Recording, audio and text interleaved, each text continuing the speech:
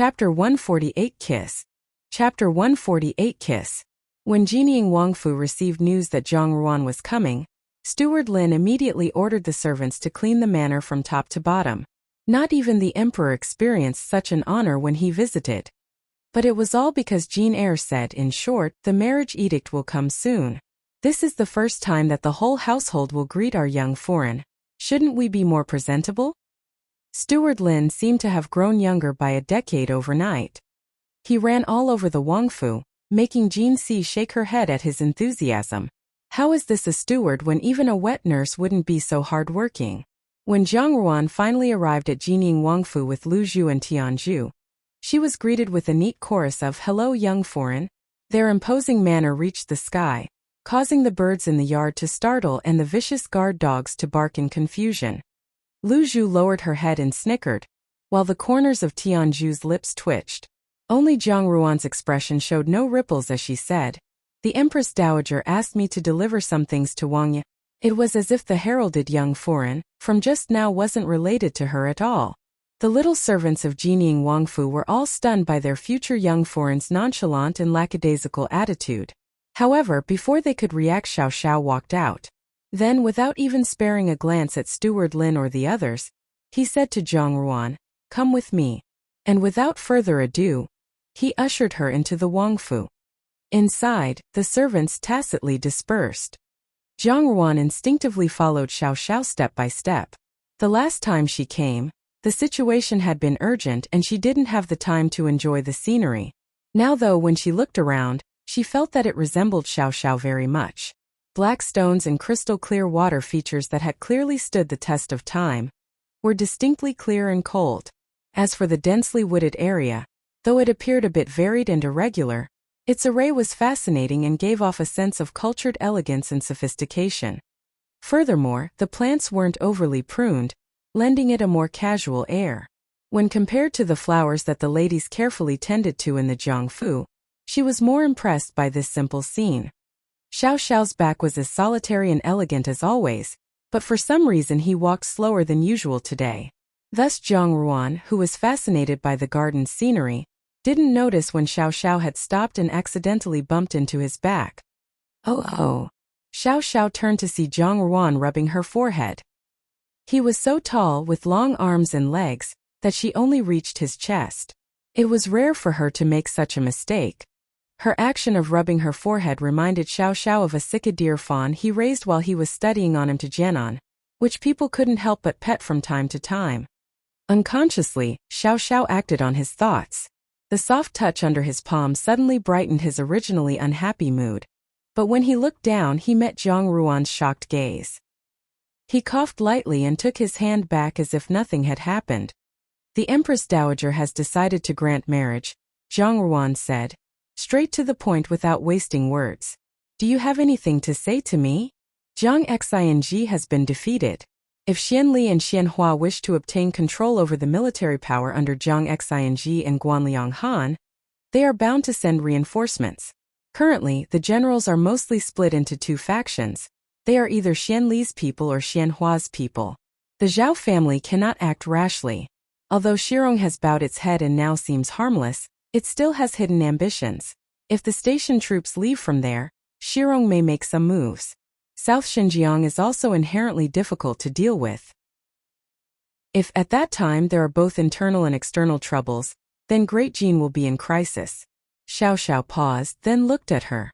"Xian Li has you in his sights. If you marry him, the Zhao family will be held hostage, and if Zhang Xing is still actually alive, he will also fall under his control. You will be the only one pushed out if the wind turns." With eyes as dark as ink, he said lightly, "You're in a difficult situation. I want to protect you." "Xiao Xiao, did you not understand my words before?" Zhang Ruan asked rhetorically. "I don't need protection, I need revenge." "I'll help you," Xiao Xiao said. "You're not afraid I'll bring calamity?" Zhang Ruan smiled softly. "I owe you a life, so now this life is yours," Xiao Xiao stated solemnly. "I will not stop you." "Do you repay everyone who saves your life like this?" Zhang Ruan asked. "Whoever saves you, you'll marry. You are the first." This captivating young man's mannerism was cold yet affectionate, and his eyes held a hint of doting that even he couldn't detect himself, like the gentle spring rain. In a slightly hoarse voice he continued, "You are the only one." Lu Zhu, who stood outside the pavilion as she watched the two of them talking, was so worried that she pulled out several hairs in a row. Will this go well? A figure hanging upside down from the beam suddenly appeared in front of her. Lu Zhu screamed in surprise, but the person quickly turned over, stood in front of her, and reached out to cover her mouth. "Should be quiet. Don't disturb master." Lu Zhu glared at Jane Eyre and said angrily, "Pervert." Only then did Jane Eyre let go of her. "What pervert? I'm handsome and cool, countless women adore me. Hey, don't go." Lu Zhu left without turning back. Jane Eyre wanted to chase, but found himself blocked by a person. It was Jean-san. Jean-san ran her hand through her hair and with a romantic countenance teased, "What? Trying to woo a girl?" "Nonsense." Jane Eyre waved his hand. He plucked a piece of grass and stuck it in his mouth. "Not interested." "Ah, even a veteran like you can make mistakes." Jean-san sidled closer to Jane Eyre with a mysterious grin. "You have to be careful. The genie guards in the Wangfu are keeping a close eye on that girl. And all the rest of young foreign's maids as well. Besides, Lu Zhu is so cute that there are a lot of people eyeing her. Don't say later that I didn't remind you." After saying that, she jumped up and disappeared. Jane Eyre's face turned complicated for a long while. Then he spit out the grass in his mouth and strode forward. Perched on a tree, Jean-san cradled a pot as she rubbed her hands. Come on, let's see if Jane Eyre will drop the ball. Take a gamble, take a bet. Hey, hurry up or it'll be too late." In any case, the desolate Jinying Wangfu became much more lively due to the arrival of Zhang Ruan's party. Jin Si attributed this to the fact that there were too few women in Jinying Wangfu. There were no more than 10, the guards and maidservants combined, and none of them could be touched. Except for Tianju. All the maids brought by young foreign had their own characteristics. This time, the rascals who'd been forced to behave themselves for over a decade couldn't wait to have a taste. Lu Zhu and Lian Qiao were almost overwhelmed with flattery. If it wasn't one guard sending a box of snacks, then it was another one sending a bouquet of flowers. This caused a confused Lu Zhu to complain. The subordinates are so clever, so why is their master so clueless? Although the master wasn't enlightened, he had a group of enthusiastic subordinates. For example, Zhang Ruan should have left in the evening, but as soon as she took a step out the door, Steward Lin exclaimed exaggeratedly, "Oh goodness, who broke young foreign's carriage? And the horse, it seems to have eaten something bad. We'd better find a veterinarian to take a look." After saying so, he ran over and apologized to Zhang Ruan. "My deepest apologies, young foreign, the carriage can't be used. We don't have any other carriages here. And the horse also needs rest. Besides, young foreign, look at those clouds. What if it rains on your way back and something happens? Bah, never mind my old mouth, how could there be an accident? But it's better to be safe, right?" Lu Zhu speechlessly listened to Steward Lin's blatant lies. How could it be so coincidental that the horse got sick right at this moment? And wouldn't it be a joke if Jinying Wangfu didn't have even a single carriage? And the weather, the moon and stars were clear and bright in the sky. What rain was he talking about? Steward Lin's intentions were much too obvious. However, Lu Zhu was quite satisfied with his actions, because this at least showed that Jinying Wangfu attached great importance to her Mississippi. She immediately followed Steward Lin's words and said, "That's true, miss, it's late at night. I fear the streets might not be safe." It was still early evening, nowhere near late at night. Bai Ji and Lian Qiao also remained silent in the face of Lu Zhu's nonsense. In the end, it was Tianju who walked to Zhang Ruan with a solemn face. "Miss, the Empress Dowager sent a palace maid over with a message. She said that it's already late. Miss can rest at Jinying Wangfu." Oh. Since they even brought out the Empress Dowager, did they even consider the honor and reputation of a young lady? Fortunately, although they stayed at Jinying Wangfu, they didn't see Xiao Xiao too much, which saved a lot of embarrassment. Only Lu Zhu felt a bit disappointed. It was such a rare chance, yet Xiao Xiao wasn't there. What a lost opportunity. Everyone in Jinying Wangfu treated Zhang Ruan respectfully. Although the marriage edict hadn't yet arrived, they all called Zhang Ruan young foreign, which she accepted calmly, although only she knew how she truly felt about it. At night, all the servants of Jining Wangfu retreated. Yet Zhang Ruan couldn't sleep, and so she let Lu Zhu light a lamp. With her mind full of thoughts, she decided to simply find a lantern, put on a coat, and take a walk around the Wangfu. The moon was bright and round. It was almost mid-autumn. Zhang Ruan carried the lantern, only accompanied by Lu Zhu. Neither of them paid attention to their path as their deep thoughts trapped them, and they soon came to the pavilion by the lake. Standing in the pavilion, they could vaguely see the silhouette of a person with their back towards them, though it was unclear what they were doing. As the moonlight poured down and reflected on the water surface, the figure was gradually revealed to be Xiao Xiao. Zhang Ruan thought for a moment, then said to Lu Zhu, "You stay here." She walked forward alone with the lantern. The person at the pavilion turned when he heard movement behind him, and was slightly surprised when he saw Zhang Ruan. "Why haven't you slept yet?" Zhang Ruan's eyes fell on the table, where there was a jade wine pot and 3 cups. There was a wet stain on the ground, and some traces of burnt paper money next to the water. He was paying respects to someone. Jade wine pot. Similar to a teapot but for wine, typically less than 10 centimeters tall. Xiao Xiao took a seat. Zhang Ruan sensed that Xiao Xiao's mood was a little abnormal, but didn't know if it was her illusion that he also had a bit of murderous intent. Xiao Xiao usually acted calm and aloof, and in Zhang Ruan's view, sometimes he was even quite cute. But now, the obvious hostility added a layer of chills onto his entire person, causing feelings of dread in others. The people he was paying respects to should be important to him. 2 cups meant 2 people, but the memorial day for the late Jining Wang and Jining Wangfei was in winter. Not now. As Zhang Ruan considered, she picked up the wine pot and weighed it. As the pot had less than half left, he must have also drunk quite a bit himself. "I've requested permission from His Majesty to go on an expedition," Xiao Xiao suddenly said. Zhang Ruan whipped around to look at him, but Xiao Xiao was staring at the moon reflected in the lake.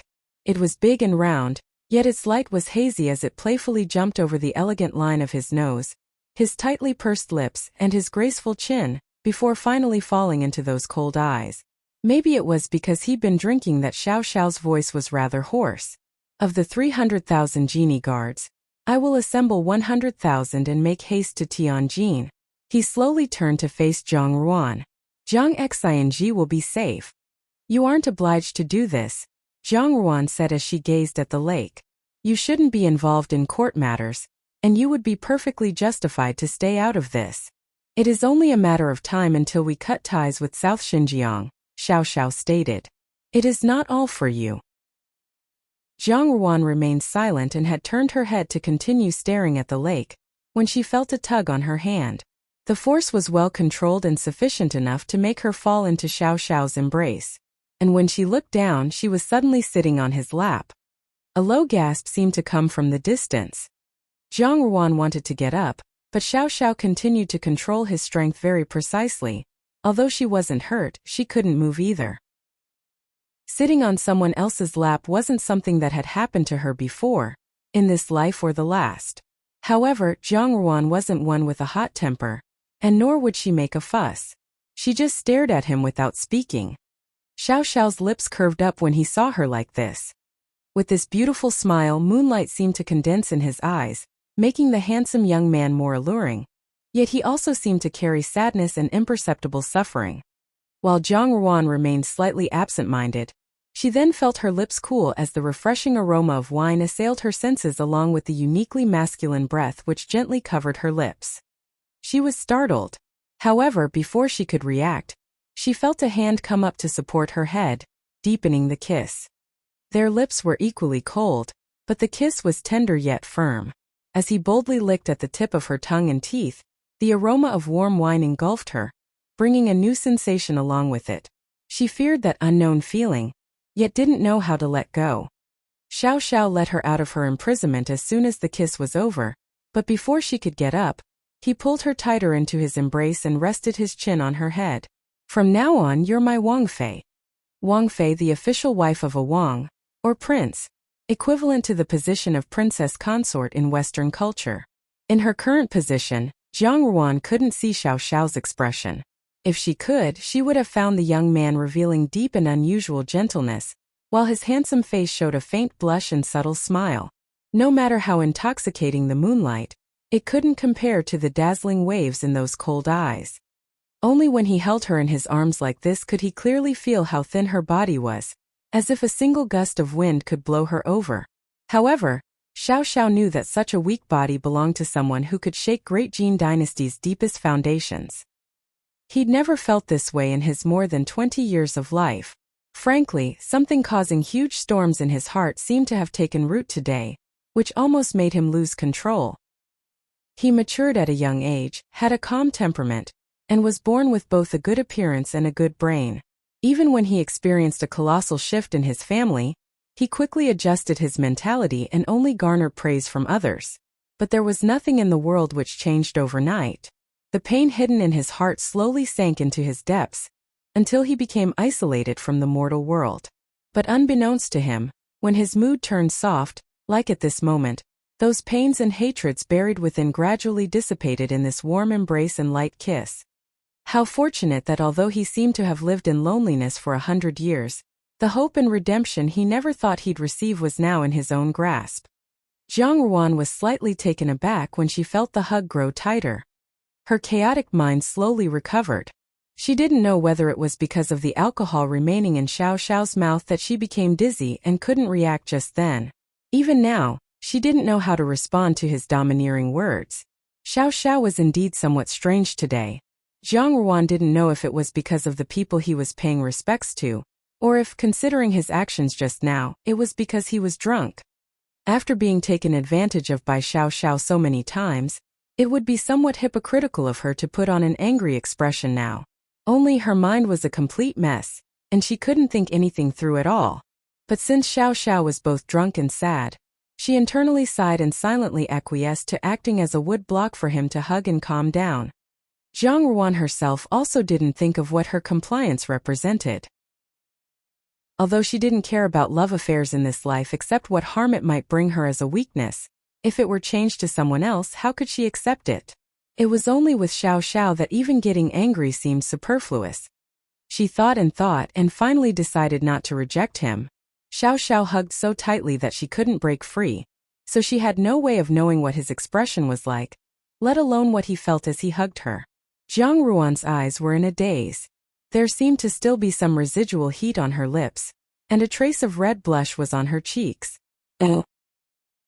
She took a deep breath and said coldly, Xiao Xiao, you're drunk, but I'll consider you sober.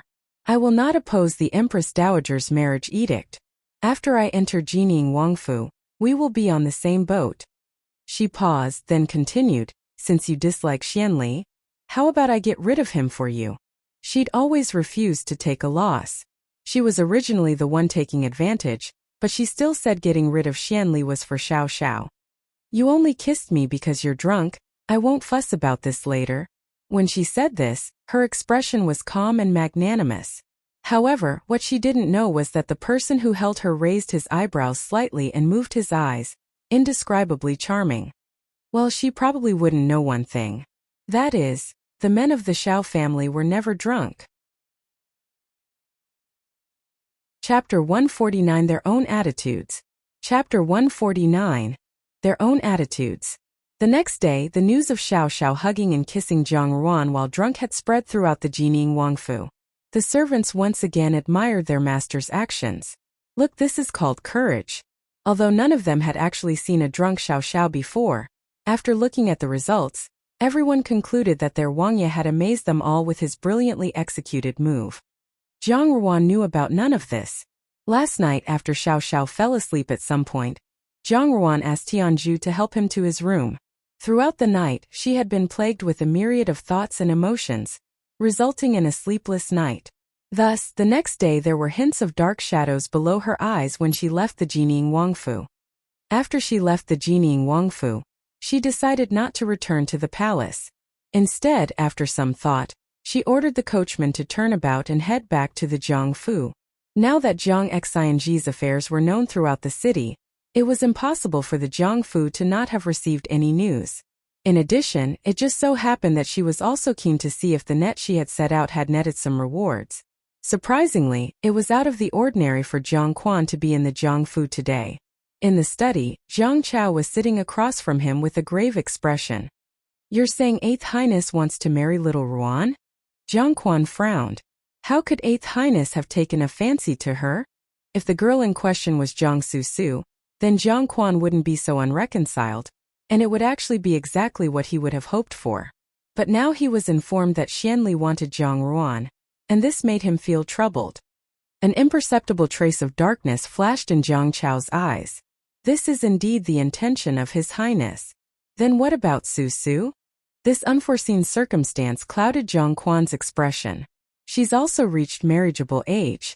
A while back, didn't 8th Highness tacitly agree to marry Jiang Susu? And even though the betrothal has not been settled, how could he suddenly change the person now? His words now clearly showed dissatisfaction with Xianli. Several years ago, the Jiang family wanted to align themselves with 8th Prince, so they both intentionally and underhandedly probed into his intentions. Between his 2D daughters, Zhang Quan was partial to Jiang Susu, and naturally hoped that Jiang Susu would be the one to marry Xianli and become his royal consort. It was because of this intention that her marriage had been delayed all this time. If it dragged on any longer, Jiang Susu would become a spinster. They'd all assumed this was a sure thing, and even if it wasn't, considering their relationship with Xiaofu, she could at least be a concubine. Why did it suddenly change to Zhang Ruan? In Zhang Quan's eyes, even the brainless Zhang Li was better than Zhang Ruan. For some reason, Zhang Quan had always been a little afraid of his ever-smiling eldest daughter. Maybe it was because he felt guilty about Zhao Mei, or maybe it was because Zhang Ruan had piercing eyes that seemed to probe the very hearts of men. He'd never once felt comfortable meeting her eyes. For Zhang Quan, Zhang Ruan and Zhang Xing always stood opposite him, and would never fall under his control. If Zhang Ruan truly married into 8th Princess Wangfu, with her abilities, who knew if she would bring about a catastrophic disaster upon both the Jiangfu and himself? Zhang Quan just could not trust her. Zhang Chao threw Zhang Quan a mocking sneer, but it was so well concealed that the latter didn't notice. The one who 8th Highness chose is eldest sister. No matter how dissatisfied father is, did you think that you could negotiate with him to replace her with second sister? He asked. It wasn't as if Zhang Chao had no grievances against Zhang Quan. He understood as early as Xia Yan's incident that Zhang Quan was a hypocrite, who would not take any unnecessary risks, as soon as his life was involved even though he professed to love them. He knew that Xia Yan had been slandered, yet as a husband, he preferred to believe others. So although Zhang Chao was currently favored by 8th Prince, his colleagues always looked at him with a bit of ridicule, undoubtedly because of his father's actions. How could he be reconciled? Ever since the Xia Yan debacle, the relationship between Zhang Chao and Zhang Quan had grown estranged. There was politeness but no intimacy. Zhang Quan himself might or might not be aware of the problem. Maybe he knew in his heart, and just pretended otherwise to keep the peace. Zhang Quan also heard Zhang Chao's subtle sarcasm. Just as he was about to burst into anger, he suddenly remembered something and calmed down. What are you talking about? Susu is also your sister. Don't you want her to live well? Zhang Chao didn't reply, because he also knew that considering Zhang Ruan's relationship with them, her marriage to 8th Prince would only bring harm and no benefits. However, he saw and understood the situation clearly, and the truth was that Xianli was dead set on Zhang Ruan. Apart from the fact that she brought with her the added leverage of both the Zhao family and Zhang Xing as a man, he naturally understood the kind of look Xianli had towards Zhang Ruan. He already had an interest in her, the type of interest that a man had for a woman. Zhang Chao smirked. No need to be anxious, father. If 8th Highness wants eldest sister and the emperor agrees, we can't do anything but obey. If father is concerned that she will speak out of turn before 8th Highness, then there truly isn't any reason for your concern. Moreover, if she were to marry the 8th Highness and because of her brother's incident develop a deep animosity towards him, then even if she has entered the royal household, their resentment would escalate to a breaking point. You mean? Zhang Quan's eyes lit up. Zhang Chao smiled unhurriedly, stretched out a hand with only 4 fingers, and slowly gestured on the table. 8th Highness wishes to marry eldest sister, and also to win over my eldest brother. It's just that if eldest brother truly joins 8th Highness, it may not be the best thing for our Jiangfu. Jiang Quan's expression froze. Jiang Xinji and Jiang Ruan were of one mind, and neither could stand seeing him well. Moreover, if Xianli was able to form an alliance with them, and Jiang Xinji was able to evade the current predicament, then that would bring added glory and splendor upon them. They would have within their grasp immense power and authority, and this would be unlike before, resulting in the Jiang family becoming an indispensable asset. However, if push came to shove between Jiang Xinji and the Jiang family, Xianli wouldn't necessarily choose the Jiang family and abandon Jiang Xinji. The very existence of Jiang Xinji was a great threat to them. Jiang Quan looked at Jiang Chao. Jiang Chao's face was gloomy, but his next words were shocking. If anything happens to eldest brother, an investigation might well reveal that Eighth Highness was involved. As soon as eldest sister finds out, she will inevitably grow distant from Eighth Highness. Jiang Xinji will be dead and thus of no use, and with the hatred between them, eldest sister will have no reason to ask the Zhao family to help him. In this way, if Eighth Highness still wants to win over the Jiang family, he will need another bond. He smiled slightly. At that time, it would be a simple matter to send second sister into the royal household. Jiang Quan was somewhat stunned at the unfamiliar expression on Jiang Chao's face, which held hints of cruelty that even he seemingly wasn't aware of. Took a while before he could react. Then he said, "You say it like it's so easy, but how can you ensure that he will meet with an accident? What's more, you're even planning to implicate Eighth Highness into this nefarious plot. This is preposterous." Jiang Chao felt contempt for his father's words and disdained his inherent weakness. With him JQ being overly cautious and always second-guessing himself, how could he JC have a good future? Besides, regarding this matter Jiang Chao had long made his own plans, and it was irrelevant whether Jiang Quan agreed or not. At this, Jiang Chao felt it was pointless to stay any longer, so he spoke a few offhand words of assurance. Although Jiang Quan felt a little annoyed at his inattentiveness, he also knew that this son of his was a trusted aide of Xian Li whom he could neither beat nor scold. Thus he could only go along with it and send him off after talking for a little while longer. The carriage stopped outside the Jiangfu, and the guards there opened the gate. Jiang Ruan was greeted as usual when she went in, but everyone was sizing her up, obviously wondering how long this Junju could keep being proud. When Jiang Ruan was first conferred the Junju title, her status did rise, but the decision-maker in the household was ultimately still Jiang Quan. Therefore, the servants wouldn't go out of their way to please Jiang Ruan at the risk of offending Jiang Quan. Now that Jiang Xinji was in trouble, it seemed clear that Jiang Ruan, Hong and Junju would sooner or later run out of luck and favor. Many servants secretly rejoiced that they'd chosen correctly back then and didn't rush to curry favor with the eldest young lady. Otherwise their lives would be much harder today. Previously, Hong Ying would greet Jiang Ruan every time she came back from the palace. However, the one who came out today was first Yinyang in rough-spun clothing. She was very apologetic towards Jiang Ruan. "I'm sorry, eldest miss," she said. "Fifth Yinyang is heavily pregnant and it's inconvenient for her to move around. Please excuse her." Bai Ji frowned and Lian Chao pouted her lips. Initially, when things were smooth sailing for her, she would move about with such enthusiasm that if one didn't know any better, they would have assumed that she was Jiang Ruan's biological mother. However, upon accessing the current unfavorable situation, for her own self-preservation, she was quick to alienate them. It was no wonder that there was a saying that prostitutes were without emotions and opera performers were unloyal.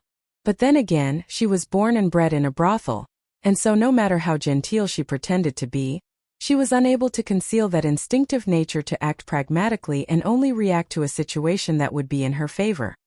But since First Yinyang had said so, what more could they do about it? Jiang Ruan smiled softly. "It doesn't matter, Fifth Yinyang should take care of herself. I would definitely feel guilty if my little brother gets hurt." First Yinyang's smile turned brighter. Jiang Ruan glanced at her and commented, "Now that Fifth Yinyang is heavily pregnant, she must be resting much more. That would also mean that she does not have much time and energy to manage the household. It's been hard for you." "This concubine doesn't dare claim any merits," First Yinyang said, as humble as ever. "I merely help out wherever I can." As they walked, Jiang Ruan said, "First Yinyang is too modest." First Yinyang waved her hands again. and led them all the way to Ruanju before leaving with a smile. After First Yinyang left, Lu Zhu couldn't help but say, "Miss, Fifth Yinyang is clearly trying to make trouble for you."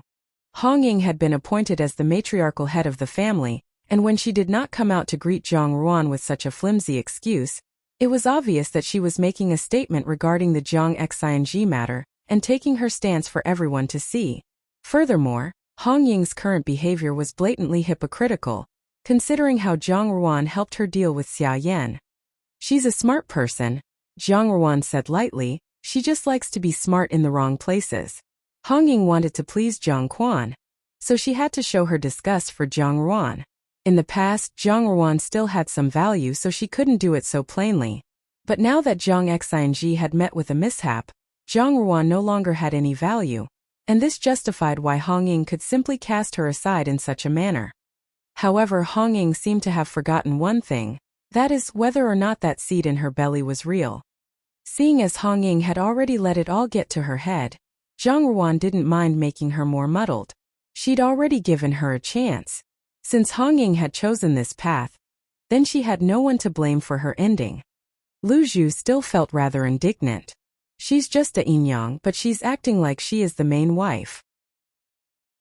And then there's First Yinyang following her everywhere, and treating herself like a slave. Zhang Ruan glanced at the porcelain cup in front of her. "She is not a slave." "Miss." Bai Ji checked for people outside, then asked, "Is there a problem with First Yinyang?" Zhang Ruan considered the question. In truth, her impression of this First Yinyang in both this life and the past was very shallow. She only knew that she wasn't favored, and could even be said to be neglected, and wasn't one to ask about the outside world. Maybe she was a bed slave elevated to a concubine's position, and knew her place and was content with her lot. When Zhao Mei was still alive, she could have been considered as kind to her. But later when Xia Yan entered the Fu, Zhang Quan changed and began to exclusively favor Xia Yan. Thus, First Yinyang ended up having even less standing within the Fu. However, Xia Yan herself didn't make things too difficult for her. Perhaps because she didn't think an unfavored concubine without a strong background could be much of a threat.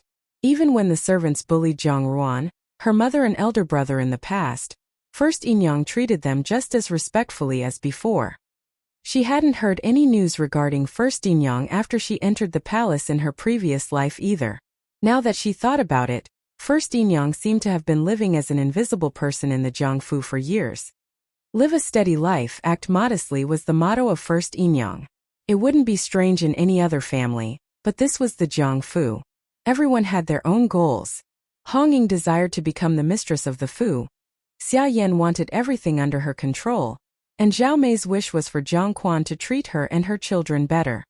But First Yinyang presented herself as someone with no interests, and no outstanding characteristics or features. It was almost as if she wanted to be left in the shadows and forgotten by everyone. She didn't deliberately go out of her way to please others, yet she was able to steadfastly live all the way until now. If one were to say that she was without subterfuge and ambitions, then that would be too coincidental and strange.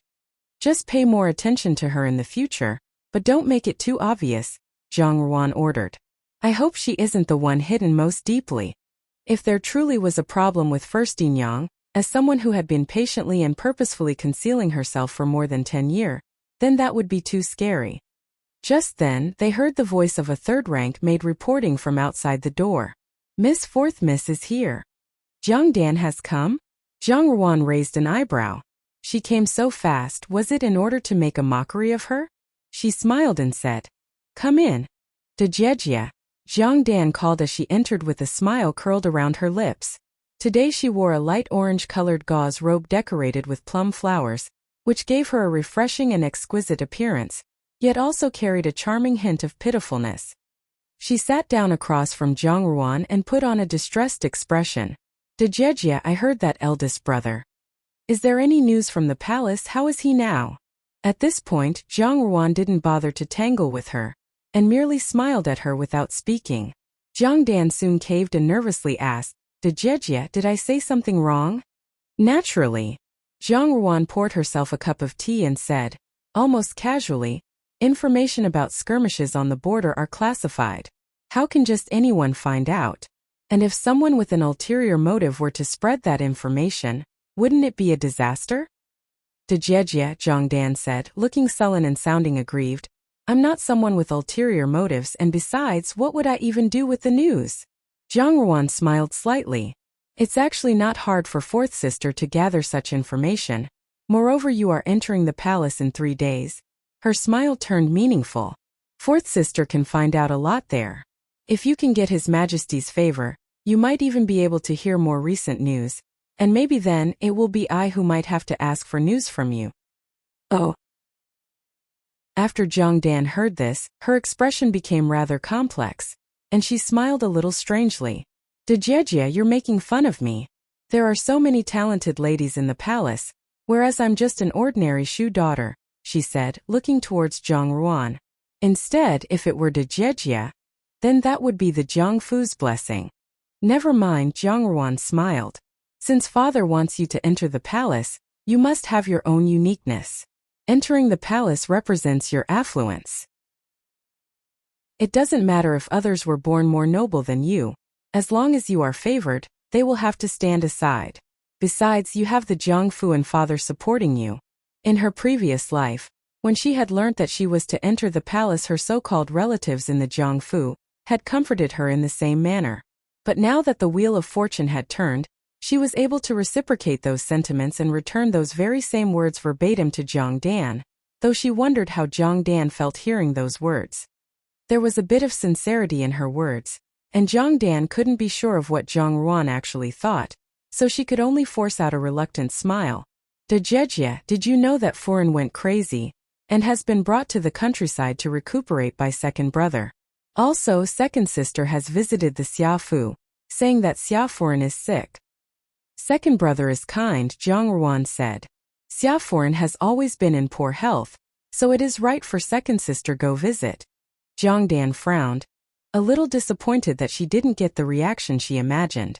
Just a few seconds later she said, as if unintentionally, why would she be sent to such a place to convalesce, especially in her current state and poor health? The road to the countryside is so bumpy. I don't know if she can take it. Second brother has his own opinion. Instead of responding, Zhang Ruan directly blocked her words. Zhongdan also helplessly recognized that Zhang Ruan refused to keep talking about this topic, so she could only chat for a bit longer before getting up with a smile. I still have some things to prepare for entering the palace, so I won't bother Dejejia anymore. I'll go back first and will visit you again. After Zhongdan was sent off, Lu Zhu approached Zhang Ruan to pour more tea, and said, she really is a wolf in sheep's clothing. As soon as she got a tiny bit of power, her eyes flew to the sky. In the maid's eyes, Zhongdan only came to Ruanju today to show off, and to take the opportunity to trample on the downtrodden, wanting to see Zhang Ruan in her current predicament. In all the world, there was probably no one who could embody the phrase petty-minded like Zhongdan could. However, Zhang Ruan's mind wasn't on Zhongdan.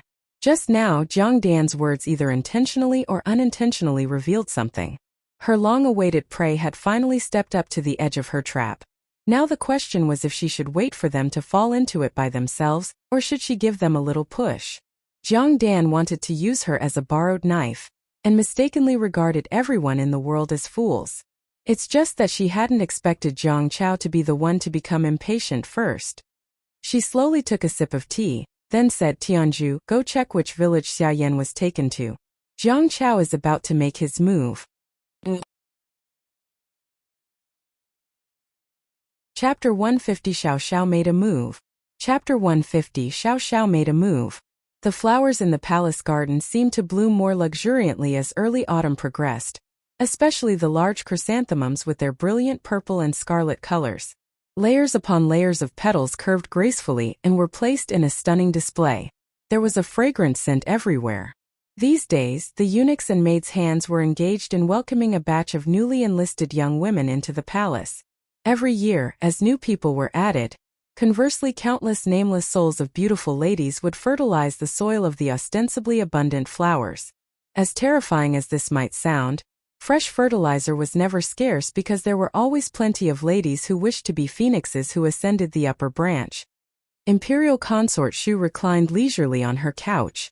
Under the candlelight halo, The silhouette of her exotic charm looked especially lovely. She was very much aware of her own advantages. She wore a silk upper garment woven with gold threads, a delicate piece of gem in the middle of her brow, and her toes under the long sapphire blue skirt were as delicate and fair as if carved out of jade. Her entire body oozed a beauty's elegance and seductive allure. It was no surprise that she still remained in first place after all these years, despite the presence of many beautiful young women constantly entering the palace. Imperial Consort Shu studied her fingernails as she was served peeled purple grapes from the crystal bowl beside her. The grapes were round and lovely, her cherry lips were exquisite, and her pink tongue was nimble. It was almost as though eating one grape at a time allowed one to taste and savor its distinct flavor. The crane beak-shaped copper burner was slowly emitting a scent from an incense that was unique to the western regions, Xinjiang and Central Asia kingdoms. Its bold and warm fragrance, combined with the cozy candlelight, made people feel as if they were in a foreign land. Imperial Consort Shu's life had become increasingly prosperous since Imperial Consort Chun was banished to the Cold Palace. Imperial Consort Da and Imperial Consort Chun had fought for a lifetime. Even though Imperial Consort Chun had lost power, 4th Prince and 5th Prince were still fighting tooth and nail for the highest position. Imperial Consort Shu had only one child, Princess He. Obviously, she had no aspirations she shouldn't have had, and competing for the title of the D-wife was a remote matter for her. Instead, Imperial Consort Shu placed a lot more attention on winning the emperor's heart in the harem. When Imperial Consort Chun was around, the emperor focused his attention almost entirely on her. Imperial Consort Shu's numerous ruses and flirtations paled in comparison to Imperial Consort Chen's gentle smile and her simple multicolored embroidered pouches. Therefore, Imperial Consort Shu hated Imperial Consort Chen the most in this palace, and everybody knew that Imperial Consort Shu and Imperial Consort Chun were natural enemies. However, now that Imperial Consort Chun had no chance of being released, Imperial Consort Shu had no strong opponents. Naturally, she was in her element like a fish in water. It's just that it's normal for a beauty to lose her prime in the palace. Although Imperial Consort Chun had lost her position of power, it was inevitable that a second and third Imperial Consort Chun would emerge from the group of beautiful women chosen for the emperor's harem. The young women were all at the stage in their lives when they were most beautiful, just like flowers. Imperial Consort Shu might be fortunate enough to defeat the middle-aged Imperial Consort Chun, but she could never defeat a young Imperial Consort Chun. Even so, Imperial Consort Shu's life was much more comfortable these days. A dainty figure rushed in angrily and went straight to the Imperial Consort's couch without even looking. The person's tone conveyed her rage. Mother Consort. A gold skirt adorned with opulent jewels. Who else could it be but Princess He? With a slight frown on her face, Imperial Consort Shu waved her hand. The palace maid who was playing the music abruptly stopped her guqin and stood to the side. Princess He jumped onto the couch without paying attention. When she took a glimpse at the palace maid who had been playing the guqin and saw that the girl was dressed in red, she suddenly felt that the red dress was offending her eyes. She said, "Kneel." The palace maid had no idea what was going on. She abruptly knelt. Princess He raised her chin. "I find the maid repulsive. Drag her away and kill her." "Princess, I implore you to spare my life." The palace maid was frightened. She didn't know what she had done wrong, but she was aware that she couldn't reason with the domineering princess. She could only kowtow and beg for mercy. Princess He felt a slight thrill in her heart as she saw the girl in red kowtowing endlessly in front of her. She suddenly revealed a cruel smile. "I, this princess, am always benevolent. Because you beg for mercy and are a maid at my mother's palace, I will treat you with kindness. I can spare your life. Guards, drag her away and chop off her hands." The maid rejoiced at hearing the first part but nearly fainted upon hearing the final sentence. She looked at her hands. For a maid who earned her living playing musical instruments in the palace, losing her hands would be the end of her life. And so she might as well just die. Princess He was unsympathetic to the palace maid, who appeared to be completely distraught. With a wave of her hand, several palace guards dragged away the palace maid who had suddenly suffered a catastrophic disaster. When the other palace maids and eunuchs saw this, they all bowed their heads and pretended not to notice the scene in front of them, hoping to avoid becoming the next plaything of the capricious princess. Imperial Consort Shu leaned on her couch from start to finish, not making a sound to stop the scene in front of her. Her lips curved slightly into a smile. Rather, she seemed to enjoy it and even found this cruel game fascinating. It was terrifying to see such a fearful expression on such a beautiful woman. "What's the matter with you?" She opened her mouth to ask Princess Hee, "Who provoked you this time?" She appeared fine before being asked this question, but her countenance suddenly changed upon hearing it. She bit her lips with hatred. "Would you please kill Zhang Ruan for me, Mother Consort?" That was a shocking thing to say, but Imperial Consort Shu just raised an eyebrow. "Hung and Junju? What, did she make you unhappy?" "Not simply unhappy," Princess He answered. "Not to mention that last time she threatened me for that ba****** RD Xian Pei. This time, I heard someone in the Imperial study say that Jining Wang asked the Emperor to confer marriage on him. He wants to marry that slut." The young eunuchs outside heard it. "Mother Consort, how am I supposed to stand for this?" Princess He's grudge against Zhang Ruan had been building for a long time, dating back to the first time she saw her. Zhang Ruan's beauty had placed a pall over her heart. Through a strange turn of events, she had become a what's-her-name Hung and Junju. From Princess He's point of view, Zhang Ruan was only an unfavored daughter of an official's foo. How could a blue-blooded royal family descendant like her be compared to Zhang Ruan? She did not make a fuss over Xian Pei's matter last time since Imperial Consort Shu told her not to cause trouble for the time being. That was tolerable.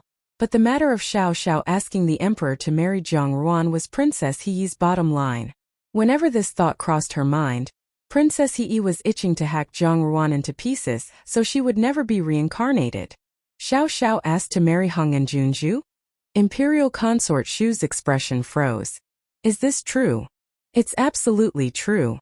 Princess He replied in a distressed tone. "Mother Consort, how is such a slut worthy of Jining Wang? Why is he so eager to marry her? Why don't you kill her for he, Mother Consort?" "Oh." Imperial Consort Shu examined Princess He, who bore a striking resemblance to her own facial features. Princess He's lovely face, with exotic characteristics, was contorted, destroying her beauty. Although a daughter couldn't be used as a bargaining tool to become the master of the harem, Princess He grew up pampered by her. Nobody was more aware of Princess He's thoughts on Xiao Xiao than Imperial Consort Shu. Imperial Consort Shu knew how much the Emperor valued Xiao Xiao. While the Emperor doted on Princess He, Imperial Consort Shu was fully aware that the Emperor would never marry Princess He to Xiao Xiao. Perhaps Princess He's wish would never come true. Xiao Xiao had finally found his true love, and sure enough, Princess He became agitated. Imperial Consort Shu's beautiful red lips curved up. Xiao Xiao's beloved turned out to be Hung and Junju. She sighed inwardly as she looked at her daughter. It was best to steer her away from the whole thing. But she couldn't advise her at the moment after seeing Princess He's current reaction. It was because she once felt the same way as Princess He did. Helpless while the person she loved and his beloved were like a pair of birds flying and nestling together. It wasn't her he held in his arms. Jealousy, loss, madness, hatred, and the thought of perishing together swelled her heart to the point where she felt she might burst. But she endured. Would she like for her daughter to follow in her footsteps? There will be others even if Hung and Junju does not exist. Imperial Consort Shu reminded Princess He'll have to marry someone, but it won't be you. As a mother, Imperial Consort Shu was more eager to speak the truth than to make up a fantasy that would never come true. "Then I'll figure out a way to kill all those women. I'm going to kill whoever he likes." Princess He's expression revealed a frightening madness. "His Wangfei has to be me." Imperial Consort Shu fixed her gaze on Princess He for a moment, then her lips curled up with irony. It wasn't clear who she was laughing at. "You really like him," she murmured, her voice husky. Princess He bit her lower lip and remained silent. The first time she laid eyes on Xiao Xiao, she fell in love with this lonely young man. She had been following him for many years, but Xiao Xiao had never returned her gaze. She was the Emperor's beloved princess, a blue-blooded royal descendant. Her beauty was unparalleled. Who said she was inferior to a minister's unfavored daughter? What was it about Jiang Ruan that drew Xiao Xiao's attention to her? Princess He was mad with jealousy at the thought of Xiao Xiao and Jiang Ruan being together, wishing to tear Jiang Ruan's face and trample her in the dust. Do not be so downcast. Imperial Consort Shu fiddled with her nails, while the Empress Dowager, that elderly woman, does guard her. Everything is not lost. Hong and Junju receives an excessive amount of attention. Someone who is rising will naturally experience a downfall. Mother Consort. Princess He's eyes lit up. Isn't this an opportunity? Imperial Consort Shu's lips raised in a smile. Jiang Xing has been defeated, and his whereabouts remain unknown. If he truly becomes a prisoner, Hong and Juanju's life is over. It's best to strike when she's in an awkward position at the palace. What are we going to do about it, Mother Consort? Collaborating with the enemy and committing treason. Imperial Consort Shu laughed heartily as she looked at the grapes in the crystal tray in front of her. This is not a minor crime. Xian Li's hand trembled slightly as he held the cup, and a few drops of tea spilt onto the table in front of him. Xiao Xiao requested the emperor to confer his marriage? His voice grew louder. It is true, Your Highness. The man bowed his head. Jining Wang indeed. Xian Li snorted coldly and slammed the teacup onto the table. His mind was instantly consumed by rage. This sense of dejection perplexed him because he had not been this resentful when Jiang Ruan had rejected him previously. He had assumed Jiang Ruan was too young to understand, but he was still surprised that Jiang Ruan had repeatedly refused his good intentions. He was baffled because he was the gentlest and most distinguished of all the princes in the palace. Why did she always treat him coldly? Now it appeared that she had done something shady and duplicitous with Xiao Xiao a long time ago. He became depressed when he realized Jiang Ruan had already had a relationship with Xiao Xiao. Indeed, if he could use Jiang Ruan in exchange for Xiao Xiao's support, as long as he said a few words to help Xiao Xiao in asking for marriage, Xiao Xiao might grant him a few favors in the future. He was always concerned with doing things in his best interests, and this was the best way to go about it. He had nothing to fear from Xian Hua with the support of Xiao Xiao. However, he was very upset at the moment for some reason. In theory, Xian Li had little contact with Jiang Ruan, so it's not as if he harbored strong feelings for her. However, upon hearing that Xiao Xiao had requested the emperor for his marriage, it was as if something that had originally belonged to Xian Li had been taken away, and his heart was filled with reluctance. It felt as if Jiang Ruan was destined to be his, as if this was not how things were intended to be. After a brief pause, Xian Li gripped the teacup slowly. Stop him. This? His advisor hesitated. If there is no problem, it is advisable to avoid conflict with Jining Wang. Although Xiao Xiao was called a rebel and thief and was not involved in many imperial court affairs, many civil and military officials were aware that Xiao Xiao was the emperor's confidant. Otherwise, why did the emperor spend so many years defending him in every manner possible?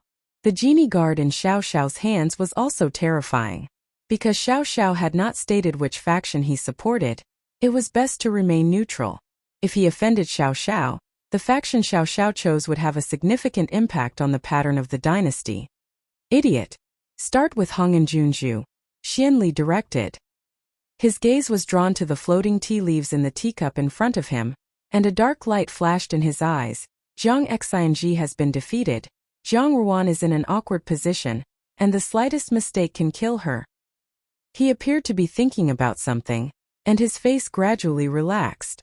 If she is charged with a crime, marrying Jining Wang is wishful thinking because Imperial Father has a stubborn temper and has no room for violation. Empress Dowager Ida was very pleased to hear that Jiang Ruan was highly respected among the servants of the Jining Wangfu. She mentioned that during a conversation with Yang Gugu. A Xiao has always erred on the side of caution. Ija is assuming he's shown affection in the past. Otherwise, how can the servants see the situation clearly? Yang Gugu sighed in response. She shook her head as she suddenly thought of something. I'm just not sure what His Majesty thinks. I heard that His Majesty is still unhappy with Junju. I'm not sure what went wrong in the past. Empress Dowager Ida stated. Ija is also aware of his viewpoint. However, because a Xiao has asked Ija, even if the emperor objects, Aijia will grant him the marriage. With Xiao's temper, he is bound to handle the situation properly. Even before Aijia consults with the emperor, Xiao will have already devised a solution. Empress Dowager Ida was correct in his assumption. When the emperor invited Governor Yao to come for a chat, the next day, Governor Yao's expression immediately changed. Governor Yao was still beaming after the emperor hinted at the marriage of Miss Yao and Jinying Wang a few days ago. On this particular day, however, he shook his head repeatedly, claiming that his daughter lacked talent and learning and was therefore unworthy of Jinying Wang's outstanding figure. Miss Yao was also sick in bed. Even all of the excuses for her health not improving in a year or two were made up. The emperor couldn't help but notice this outright refusal and fear. He muttered angrily in his heart that Xiao Xiao must have been at it again. Only Xiao Xiao, Great Jin's most daring official, could scare the governor of Binhai into such a state. His actions were always quick and precise, and he never made a mistake. Governor Yao was unlikely to change his mind in the future given his current attitude. The emperor was glum. Miss Yao was the best choice, but Xiao Xiao ruined it. Xiao Xiao would undoubtedly follow the same pattern if he had other ideas in the future. As for what method Xiao Xiao used to make the Yao family change their minds, the Yao family would definitely not say. Yao Daren, governor of Binhai, wiped the sweat from his brow. As he observed the emperor's visage change, his heart became similarly tense. Being close to the sovereign was believed to be as dangerous as lying with a tiger. He should have stroked the tiger's mane, but today, he contradicted the tiger's intent. But there was nothing he could do. Indeed, his daughter was the apple of his eye and a source of pride for him. He believed that no man on earth was deserving of his daughter. After the emperor proposed to unite the Yao family with Jinying Wangfu in marriage, Governor Yao was immediately tempted. Firstly, the Yao family, like Jinying Wangfu, remained loyal to the emperor and did not join any faction. Now, if they were united with Jinying Wangfu in marriage, even if 5th prince or 8th prince succeeded to the throne in the future, those people would not dare to attack the two families rashly. Secondly, Governor Yao was a visionary. Naturally, he recognized Xiao Xiao's rare quality.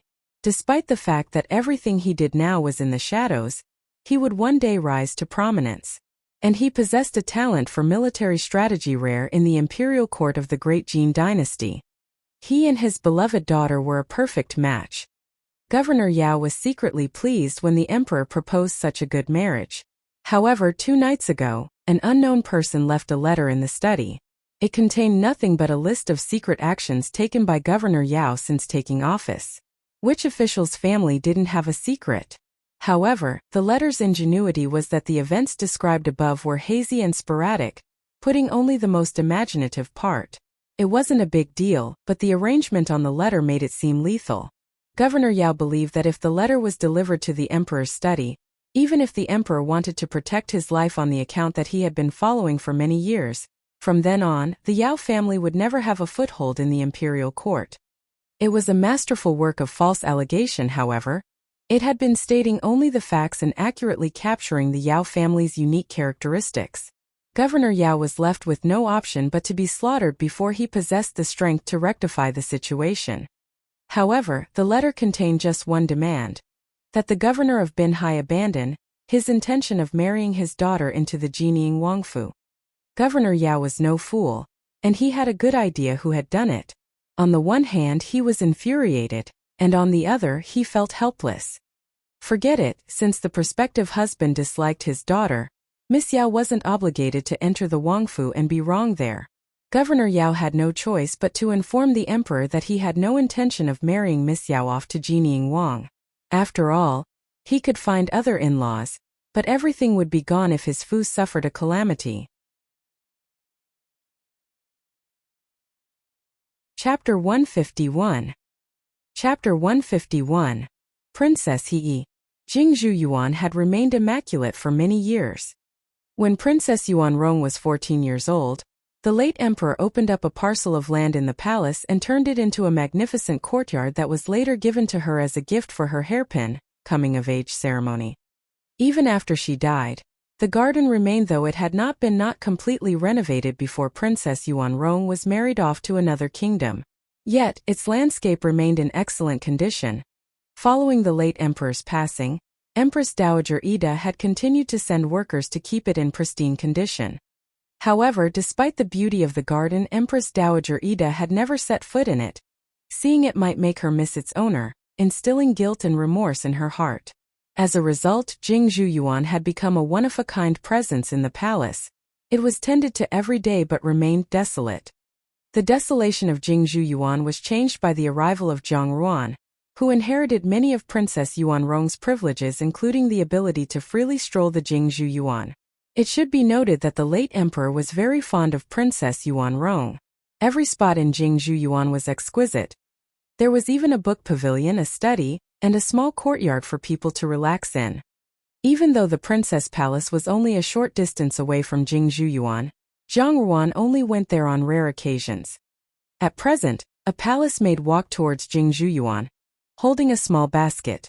Seeing her heading towards Jing Zhuyuan while holding it, she most likely wanted to go there to pick flowers. Zhang Ruan had recently learned how to blend incense and frequently requested that the maids of the princess palace go into Jing Zhuyuan to collect some flower petals. Occasionally, young eunuchs and palace maids assisted and received rewards. Today, the palace maid was halfway there when she was abruptly stopped by someone. Stop! When the maid looked back, she probably didn't recognize the other person. It took the maid a moment to realize that the person was none other than Princess He. Princess He rushed over, inspecting the flower basket in the hand of the palace maid. "Where are you going?" she asked, frowning. Hong and Junju gave this servant the task of collecting petals in Jing Zhuyuan. The palace maid answered with her head bowed. "Oh, Jing Zhuyuan." Princess He's expression suddenly changed. "All right, go then." The palace maid gave Princess He a surprised glance. She had not anticipated how easy the domineering princess would be to deal with today. However, it was a blessing in disguise, and she quickly scooped up the flower basket and bowed to Princess He before leaving. The palace maid was unaware that Princess He had not left, but instead remained in place observing the direction of her departure, and followed discreetly until the palace maid turned down a long corridor, went inside a manor and disappeared from view. Princess He smoothed her dress. Today she wore a simple blue brocade gown. This was already quite simple for her, who had always favored golden and resplendent attire. Her face was bare and completely unlike her usual appearance. Thus, at first glance, she was not easily identifiable. She straightened her dress with an odd smile on her face and followed the palace maid to enter the courtyard. The courtyard appeared to be unguarded. It was exquisitely decorated, just as stated in the rumors. Princess He was unable to conceal her resentment. She overheard the women in the palace discussing Jing Zhuyuan when she was a child. She had pleaded with the emperor for it, but the emperor, who had always indulged her, declined. Princess He had a resolute temper. She never returned after learning that Jing Zhuyuan was off-limits and pretended that there was no such place in the palace. Who knew that even though Zhang Ruan did not receive the garden, Empress Dowager Ida allowed her to come inside and take a stroll? Wasn't it, in Princess He's view, a humiliation? Her hatred for Zhang Ruan grew stronger. Zhang Ruan had always robbed her of everything she liked and desired. The garden was large and full of lovely sights. She'd never been here before and hadn't seen its scenery. The more she saw its beauty, the more she desired it. She desperately wished that she could enter this garden. However, for some reason, there was not even one palace guard in sight and she had no idea where the study was. Her walk was lengthy and exhausting. When Princess He was on the verge of losing her patience, she noticed a bamboo house in the distance flanked by a large camphor tree. The bamboo house appeared to be brand new and was tucked away amid the trees. It exuded an indescribable grace. This should have been the study in the rumor. Looking at the shadows of trees dancing in the breeze while drinking tea and reading books here would be very pleasant. Princess He's eyes flashed with rage. She had a sudden urge to set fire to the bamboo house. However, when she touched the envelope in her sleeve, her fury subsided and was replaced with a smile. The envelope contained nothing more than proof of Zhang Ruan's betrayal and complicity with the enemy. Although Imperial Consort Shu had promised to charge Zhang Ruan with treason and sentence her to an ignominious death, Imperial Consort Shu had yet to find the perfect time. Imperial Consort Shu was willing to wait, but Princess Hei was not. After all, what if the Emperor conferred the marriage that would absolve Zhang Ruan of her sin if they waited any longer? Perhaps executing the plan then would be much more difficult because Xiao Xiao would be protecting her at the time. Imperial Consort Shu had personally arranged all of the people close to Princess Hei.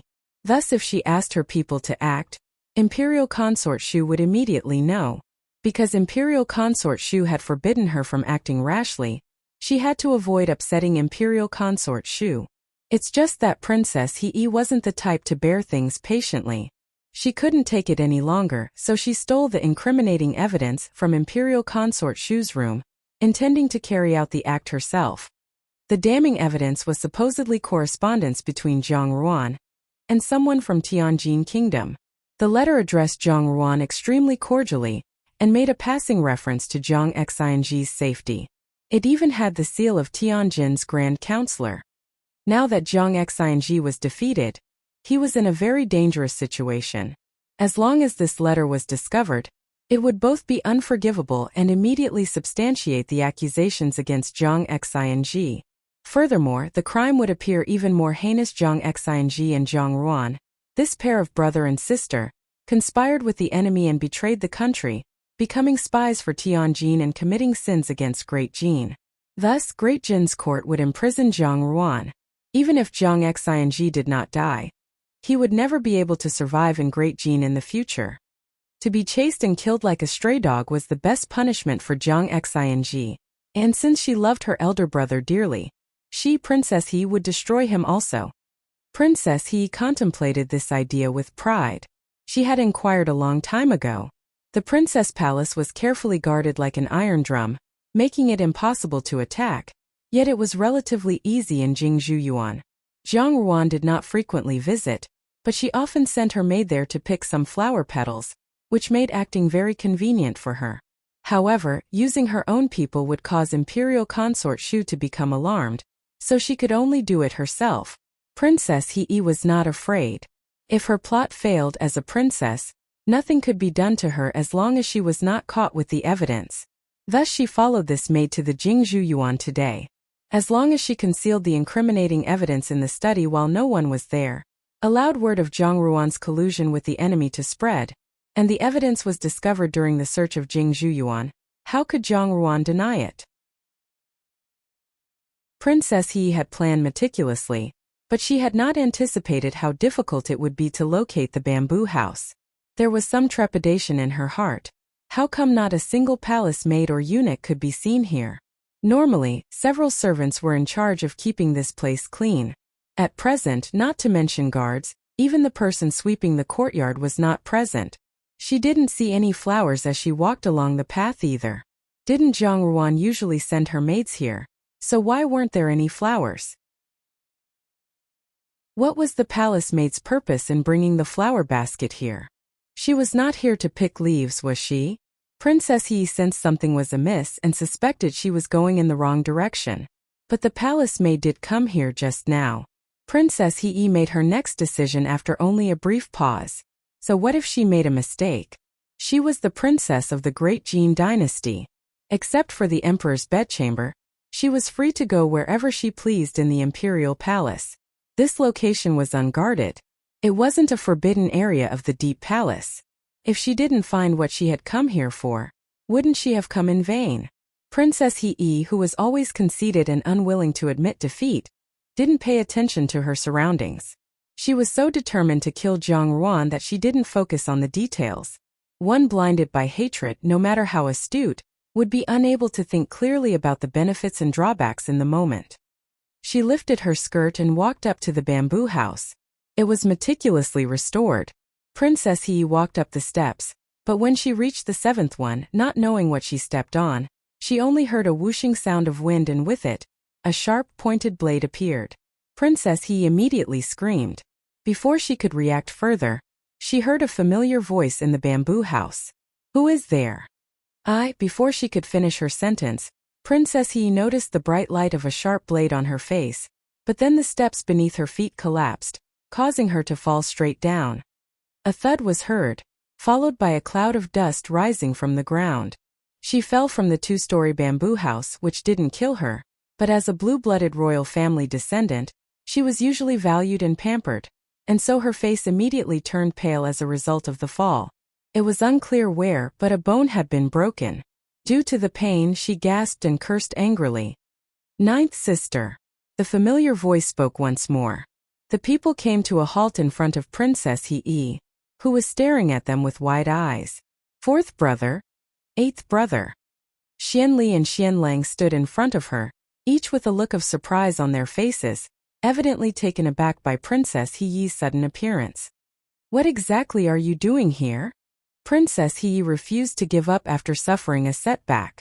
Her leg was hurt and she was extremely frustrated. She accused them without thinking, as she usually did. You have harmed me. I'll inform Imperial Father. I'm going to tell Imperial Father that the two of you are meeting to discuss bad things and that you want to kill people. Princess Hee was always outspoken and had a penchant for humiliating and insulting others. She used to threaten Xianhua with such words just because she could. She just wanted to make Xianli and Xianlang feel bad today. And it would be ideal if they could assist her in dealing with Zhang Ruan. Unfortunately, this time Princess Hee made a wrong calculation. Zhang Sherpensi Wang ren to Shangko, dunking a chamber pot on someone's head to humiliate and insult.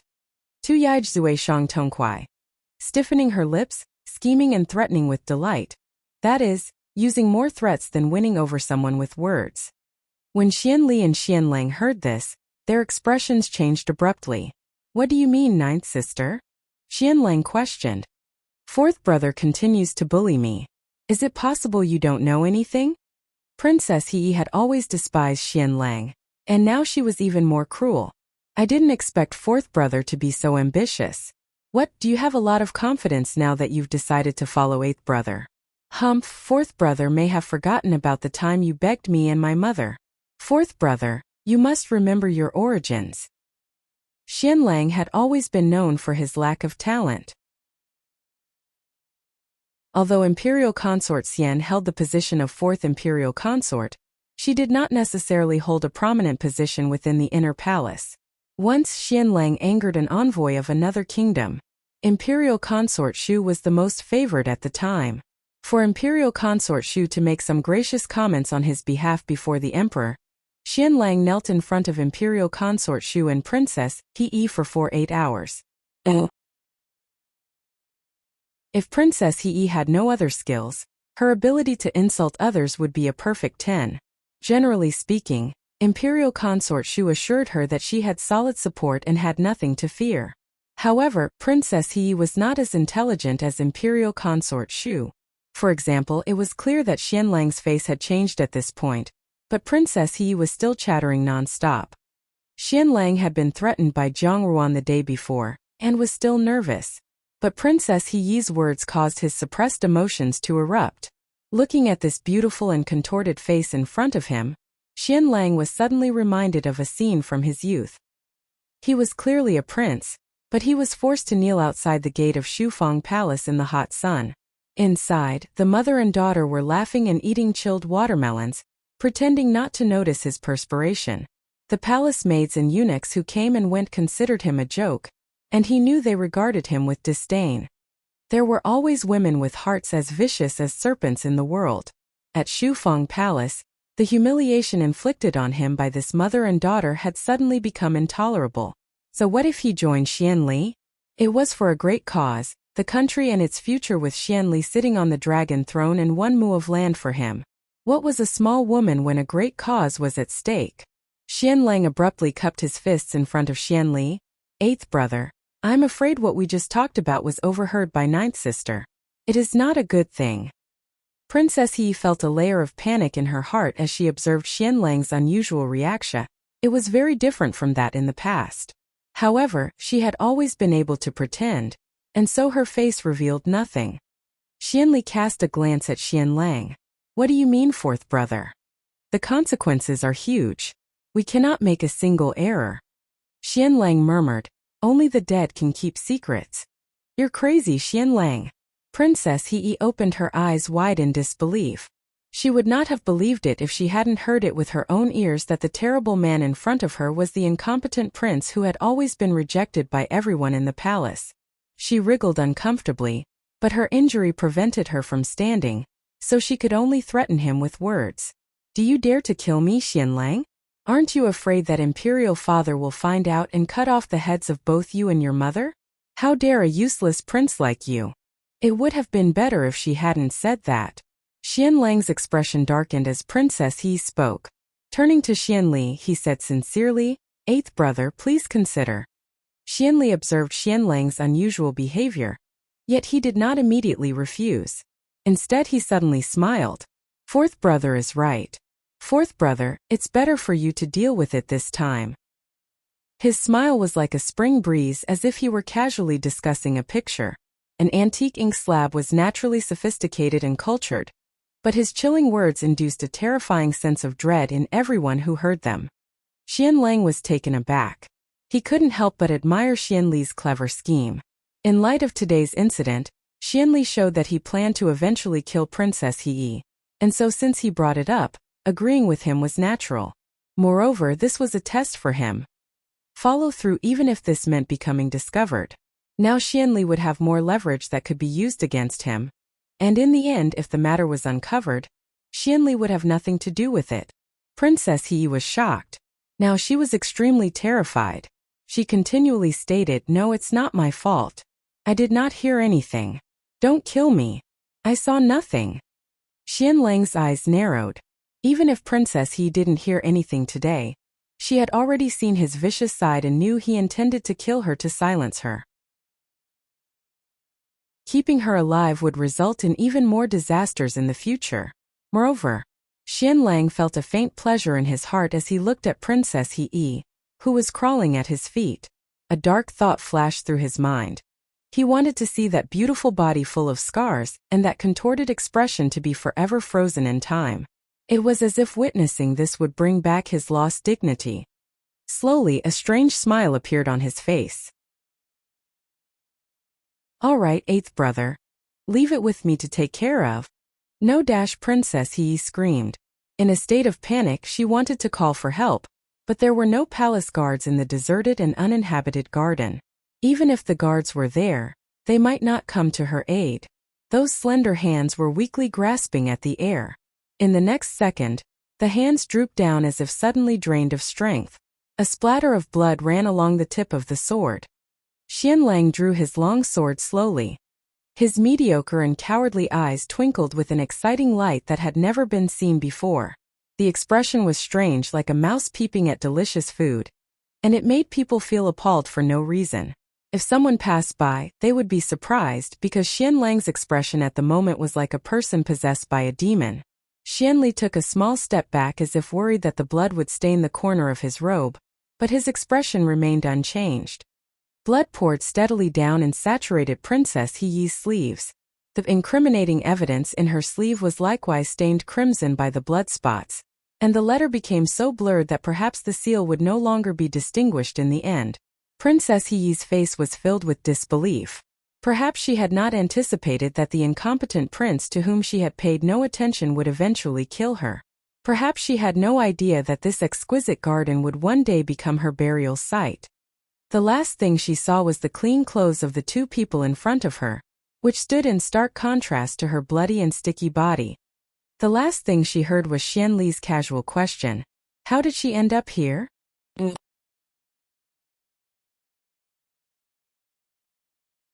Chapter 152. Chapter 152. Inner Workings of the Heart. Working below the bamboo building, subordinates hit Princess He's body and cleaned up the bloodstains. Inside, Xianli and Xianlang sat at a table with expressions not nearly as relaxed as before. "I really want to know how she knew about this place." Xianli stared at Xianlang. Although this place was in the rear palace, the path was convoluted and secluded, and not many people knew of it. If someone approached from any other path, they would surely meet guards at the gate. Since Princess He could walk in unimpeded, it meant that she hadn't encountered those guards. This showed that the path she took was one of their own. Obviously Princess He wasn't one of their people, and that could only mean that they must have a spy in their ranks. This place was kept very secret.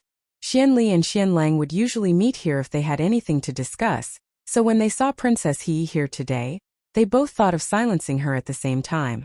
Although this place looked like a remote, abandoned concubine's courtyard, if others in the palace knew that the two of them appeared together here, it would undoubtedly arouse suspicion. Xianlang was shocked. "Eighth brother, are you doubting me?" He wasn't sure how to explain it.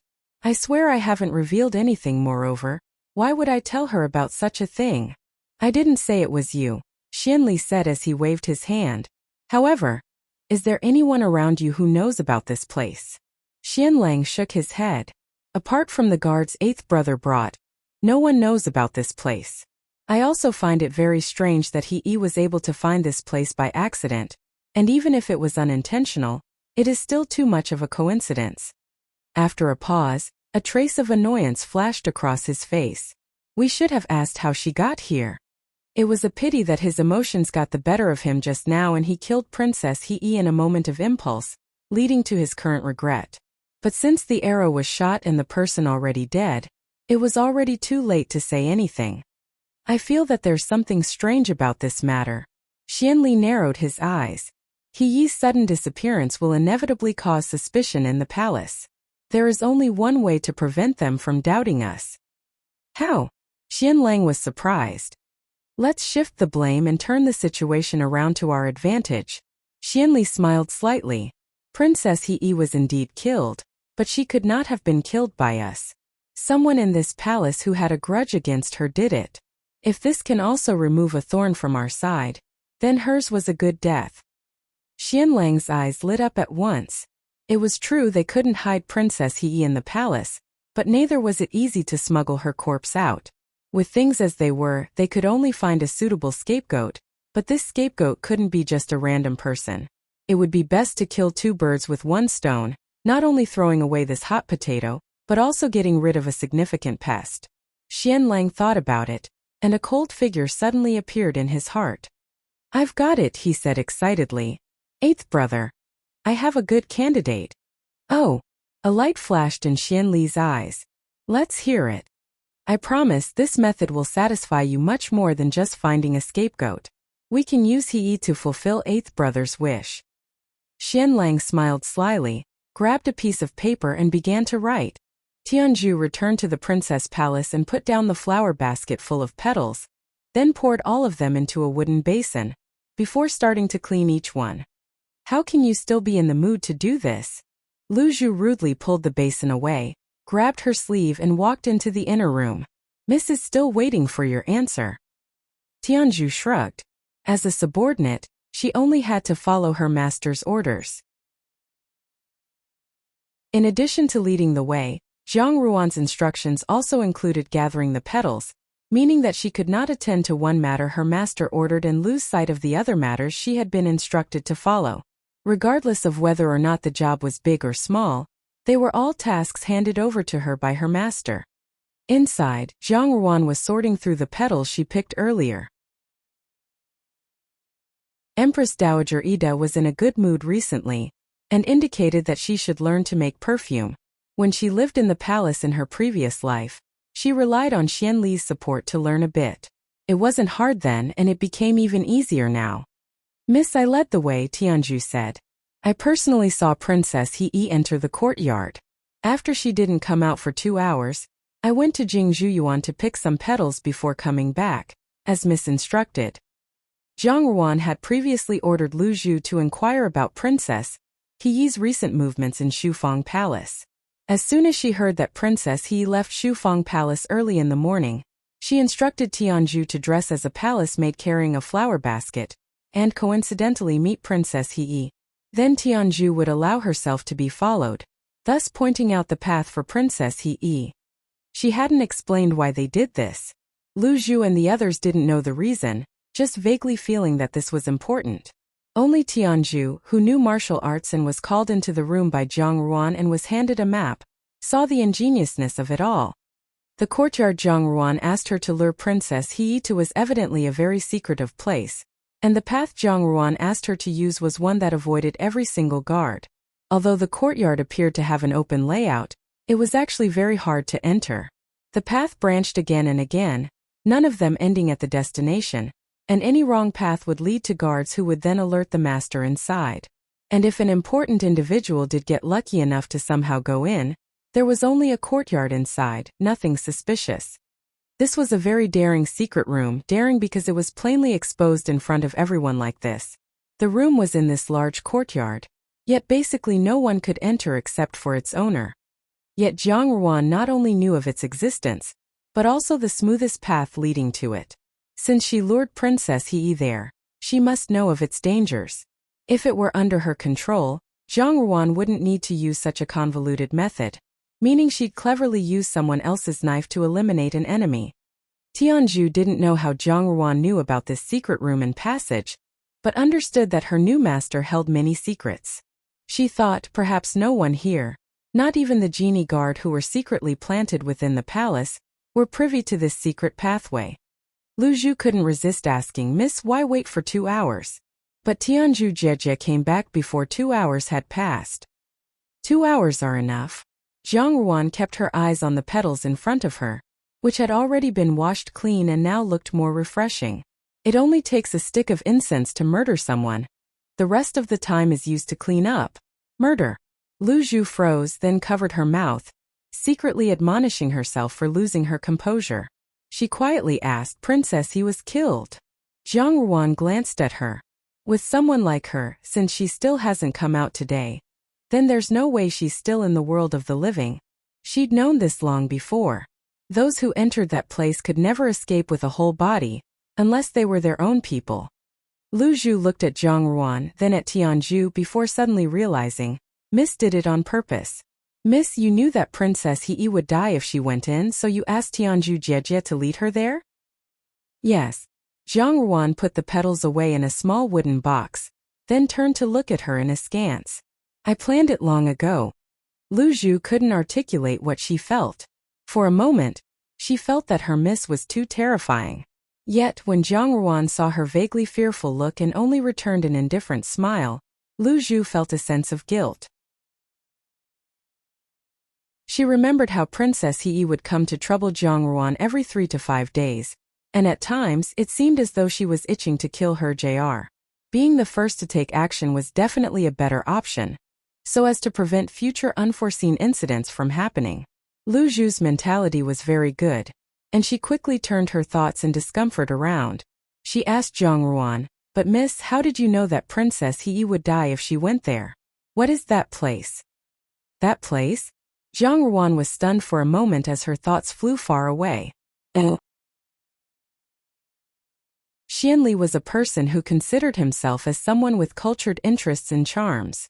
Even if it was to discuss sinister matters, he had to find an elegant place with beautiful scenery to do so. For example, that courtyard he was so proud of. And because its location was so bold yet clever, it was hard for anyone to truly know about it. Xianli had also brought her there several times in her previous life. Thinking about it now, with him being so gentle and doing so much for a mere chess piece with no support system, not to mention sharing his secrets with her, it was no wonder that she trusted him. That place was Xianli's secret sanctum, and was where he often met with Xian Lang. When he brought her there, Xianli had always used his personal path. Maybe it was because he thought that she was just a girl, or maybe it was because she'd never shown her memory to be extraordinary, that he'd never paid much attention to this. But what he hadn't realized was the fact that she grew up in the rural residence meant that she had learned to memorize directions because she had to identify which mountain trails had herbs which she could sell for money. She was very good at recognizing paths and the exact locations of places, thus she only needed to walk the path once to remember it, let alone walking it so many times. Since her rebirth, all of her memories in aid of fulfilling her vendetta became clearer. She'd carefully noted down everything which might be useful, including this secret meeting place of Xianli's in the palace. She'd drawn a map early on, thinking that it could be used one day, but she hadn't expected that day to come so quickly. She knew that Princess He would definitely do something after learning about Xiao Xiao's impending marriage, but she couldn't do anything to her while she stayed in the princess palace. Only at Jingzhu Yuan did she have a chance. Therefore, She let Tianzhu pretend to go to Jingzhuyuan and lead Princess He to the secret room. Once Xianli discovered her, he would surely want to kill her. Even if Xianli didn't have any murderous intentions, Princess He was an exceedingly proud person. In her eyes, no one could hold a candle to her. She might have been a little scared of Xianli, but would undoubtedly speak ill towards Xianlang. And Xianlang, who had swallowed his anger for many years, was now arrogant with the success of his great cause. Moreover, the mere existence of Princess He would always remind him of his past humiliation. Under such stimulation, she was bound to add fuel to the flames. Even if Princess He didn't want to die, it would be very difficult for her to avoid this fact. This matter seemed to be simple, but in fact there were pitfalls everywhere. From Xianli's arrogance to Princess He's fury to Xianlang's despondence, every step required intimate knowledge of their hearts.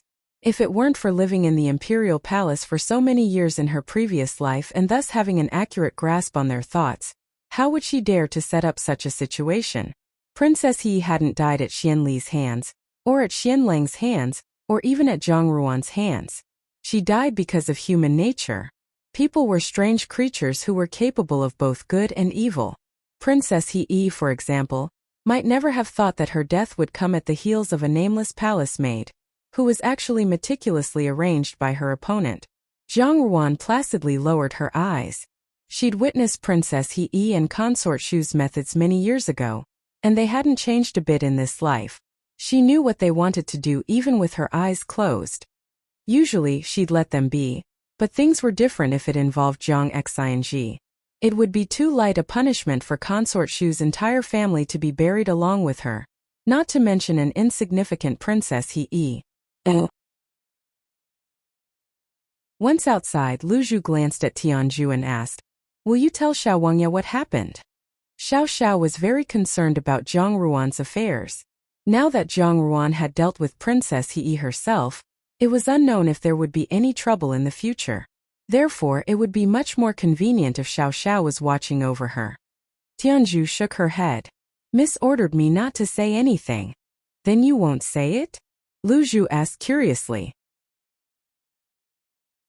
Although Tianzhu respectfully called Zhang Ruan her miss, she was actually Xiao Xiao's subordinate, and reported everything back to him. What she said this time was beyond Lu Zhu's expectations. "Miss is my master, I only listened to her." Tianzhu's expression didn't change at all.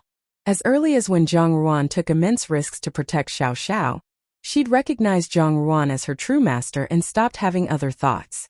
Lu Zhu rolled her eyes but felt sincerely happy for Zhang Ruan. Disregarding everything else, it was a good thing that Zhang Ruan could have her, Tianzhu's, unwavering loyalty.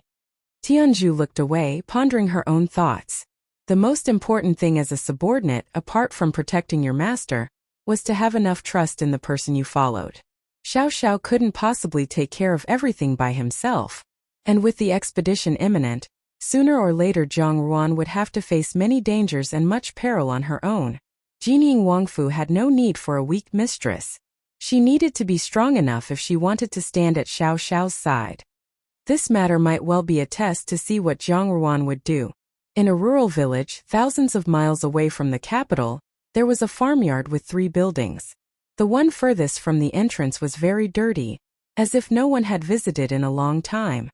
A rather thin middle-aged woman hurried in with a basket in her hands and kicked open the door to the last building of the courtyard. The room was filled with a damp, rotting smell. When the woman lit a lamp, a curled-up figure was revealed. When the person saw the light, a sense of fear arose and she hastily covered her face and lowered her head, as if afraid that the light would pierce her eyes. "What are you hiding for?" the woman asked angrily. "Wretch, your food's here." After saying this, she emptied the contents of the basket onto the table and began yelling without thinking. "I'm so busy every day, but I still have to take care of a useless handicapped person. What is the point of caring for such an invalid like you? Though the silver isn't bad, I got 3 taels for the Zhang family's daughter before and I can get 5 taels for you now, but your hands don't work and you can't carry anything. You can't even embroider or gather flowers for me. I'm sure that I've suffered a loss with this deal." When the person on the ground heard the words, Zhang family's daughter, they suddenly shuddered and lifted their dirty face. Their stick-thin bodies seemed to only have a thin layer of flesh left and had an awful stench clinging to them. Who knew how long they hadn't had a bath for? Only a pair of eyes vaguely revealed a hint of their former glory. It was Xia Yan. If anyone passed by and said that this was Xia Yan, no one would believe it. When this filthy old woman who resembled a beggar was compared to the person who was famed as the most talented lady in the capital, the wife of a highly regarded minister, it was like night and day. Unexpectedly, Xia Yan still struggled in front of the woman, and said something under her breath. Humph. A trace of envy flashed across the woman's face. Then she glanced at Xia Yan as if watching a joke and said sarcastically, "She sure is living good now." She even became a Junju. Back when she was worse than a dog under my roof, who would have thought her future would be like this? This middle-aged woman was none other than Zhang Lan's youngest daughter, Qian Fang. Since Imperial Censor Wang had come to the rural residence and helped Zhang Ruan rectify the injustice done to her, Qian Zhao had been sent to prison and had yet to be released. In order to keep Qian Zhao alive in prison, Zhang Lan sold all her family property and farmland. Her gambler of a husband was beaten to death because he owed money, and not long after Zhang Lan suffered a stroke and became paralyzed. In desperation, a still young Qian Fang married a widower who lived east of the village. The widower beat and scolded her at every turn, so in such an environment, she gradually turned into a powerful shrew. Time passed in a blink and the world seemed to have reversed. Xia Yan may never have considered the possibility that the servant who once made trouble for Zhang Ruan would now make things difficult for her. And neither could she have expected that her current life was even worse than what Zhang Ruan experienced back then. The wheel of fortune was ever turning. Xia Yan slumped to the ground in a daze. She was sent to this rural residence in the name of recuperating from illness, and thought that she was escaping disaster, but didn't know that this would be the start of her hell. At first, she tried to threaten Qian Fang into treating her better, but the rural residence was so remote, how could she beat Qian Fang alone? Her usual schemes and tricks were all wasted on such a vulgar shrew. Xia Yan, who was good at fighting for survival in the rear house, was no match for the simpleton in front of her. Qian Fang stole her jewelry, forced her to work, gave her the worst food, and placed her in the most deplorable house. Everything that had been done to Zhang Ruan, now even worse things, fell on her. Sanshinian Hidong, Sanshinian Hexi. The river flows 30 years to the east, 30 years to the west. Proverb. Change is the only constant. Xia Yan was still stunned, but Qian Fang gave her an annoyed glance, thinking that this woman was too annoying, yet that official didn't allow her to die. However, considering how the official acted, this woman was definitely bound for death. It was only a question of when. Without waiting for Xia Yan's reply, Qian Fang turned around and walked out of the room, slamming the door closed. The room once again plunged into darkness. From Xia Yan's dazed eyes, a single tear dropped from the corner of her eyes.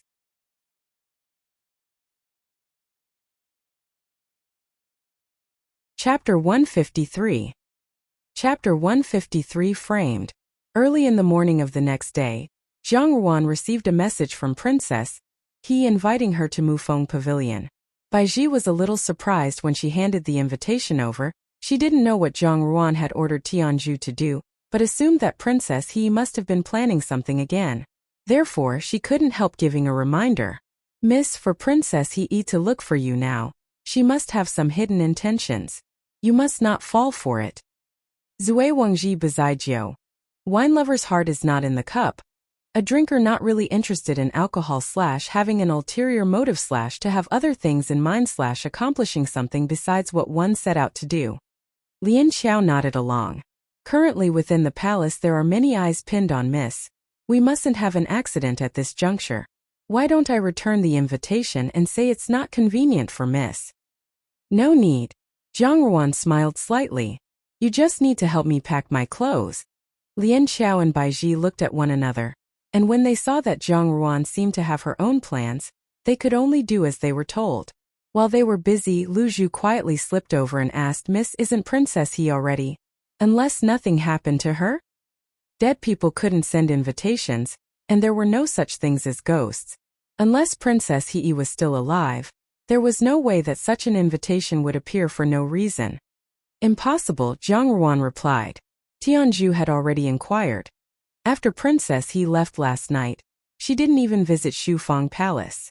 Princess He had witnessed such a big thing yesterday, yet didn't mention it? The palace maids also said that her behavior was strange, and she didn't seem to want to talk much. In that case, the Princess He, who returned to the palace, likely wasn't the real Princess He. Then this message must have also come from the imposter. Of course, the one who wanted to invite her wasn't actually the fake princess, but the person behind them. Since the invitation was already sent to her hands, why wouldn't she go? It would save quite a bit of trouble. She raised her eyebrows, then reached into her sleeve and took out a letter which she handed to Tianju. It's not suitable for you to show your face, so find an opportunity to send this letter to Great Master Huiju. Tianju nodded.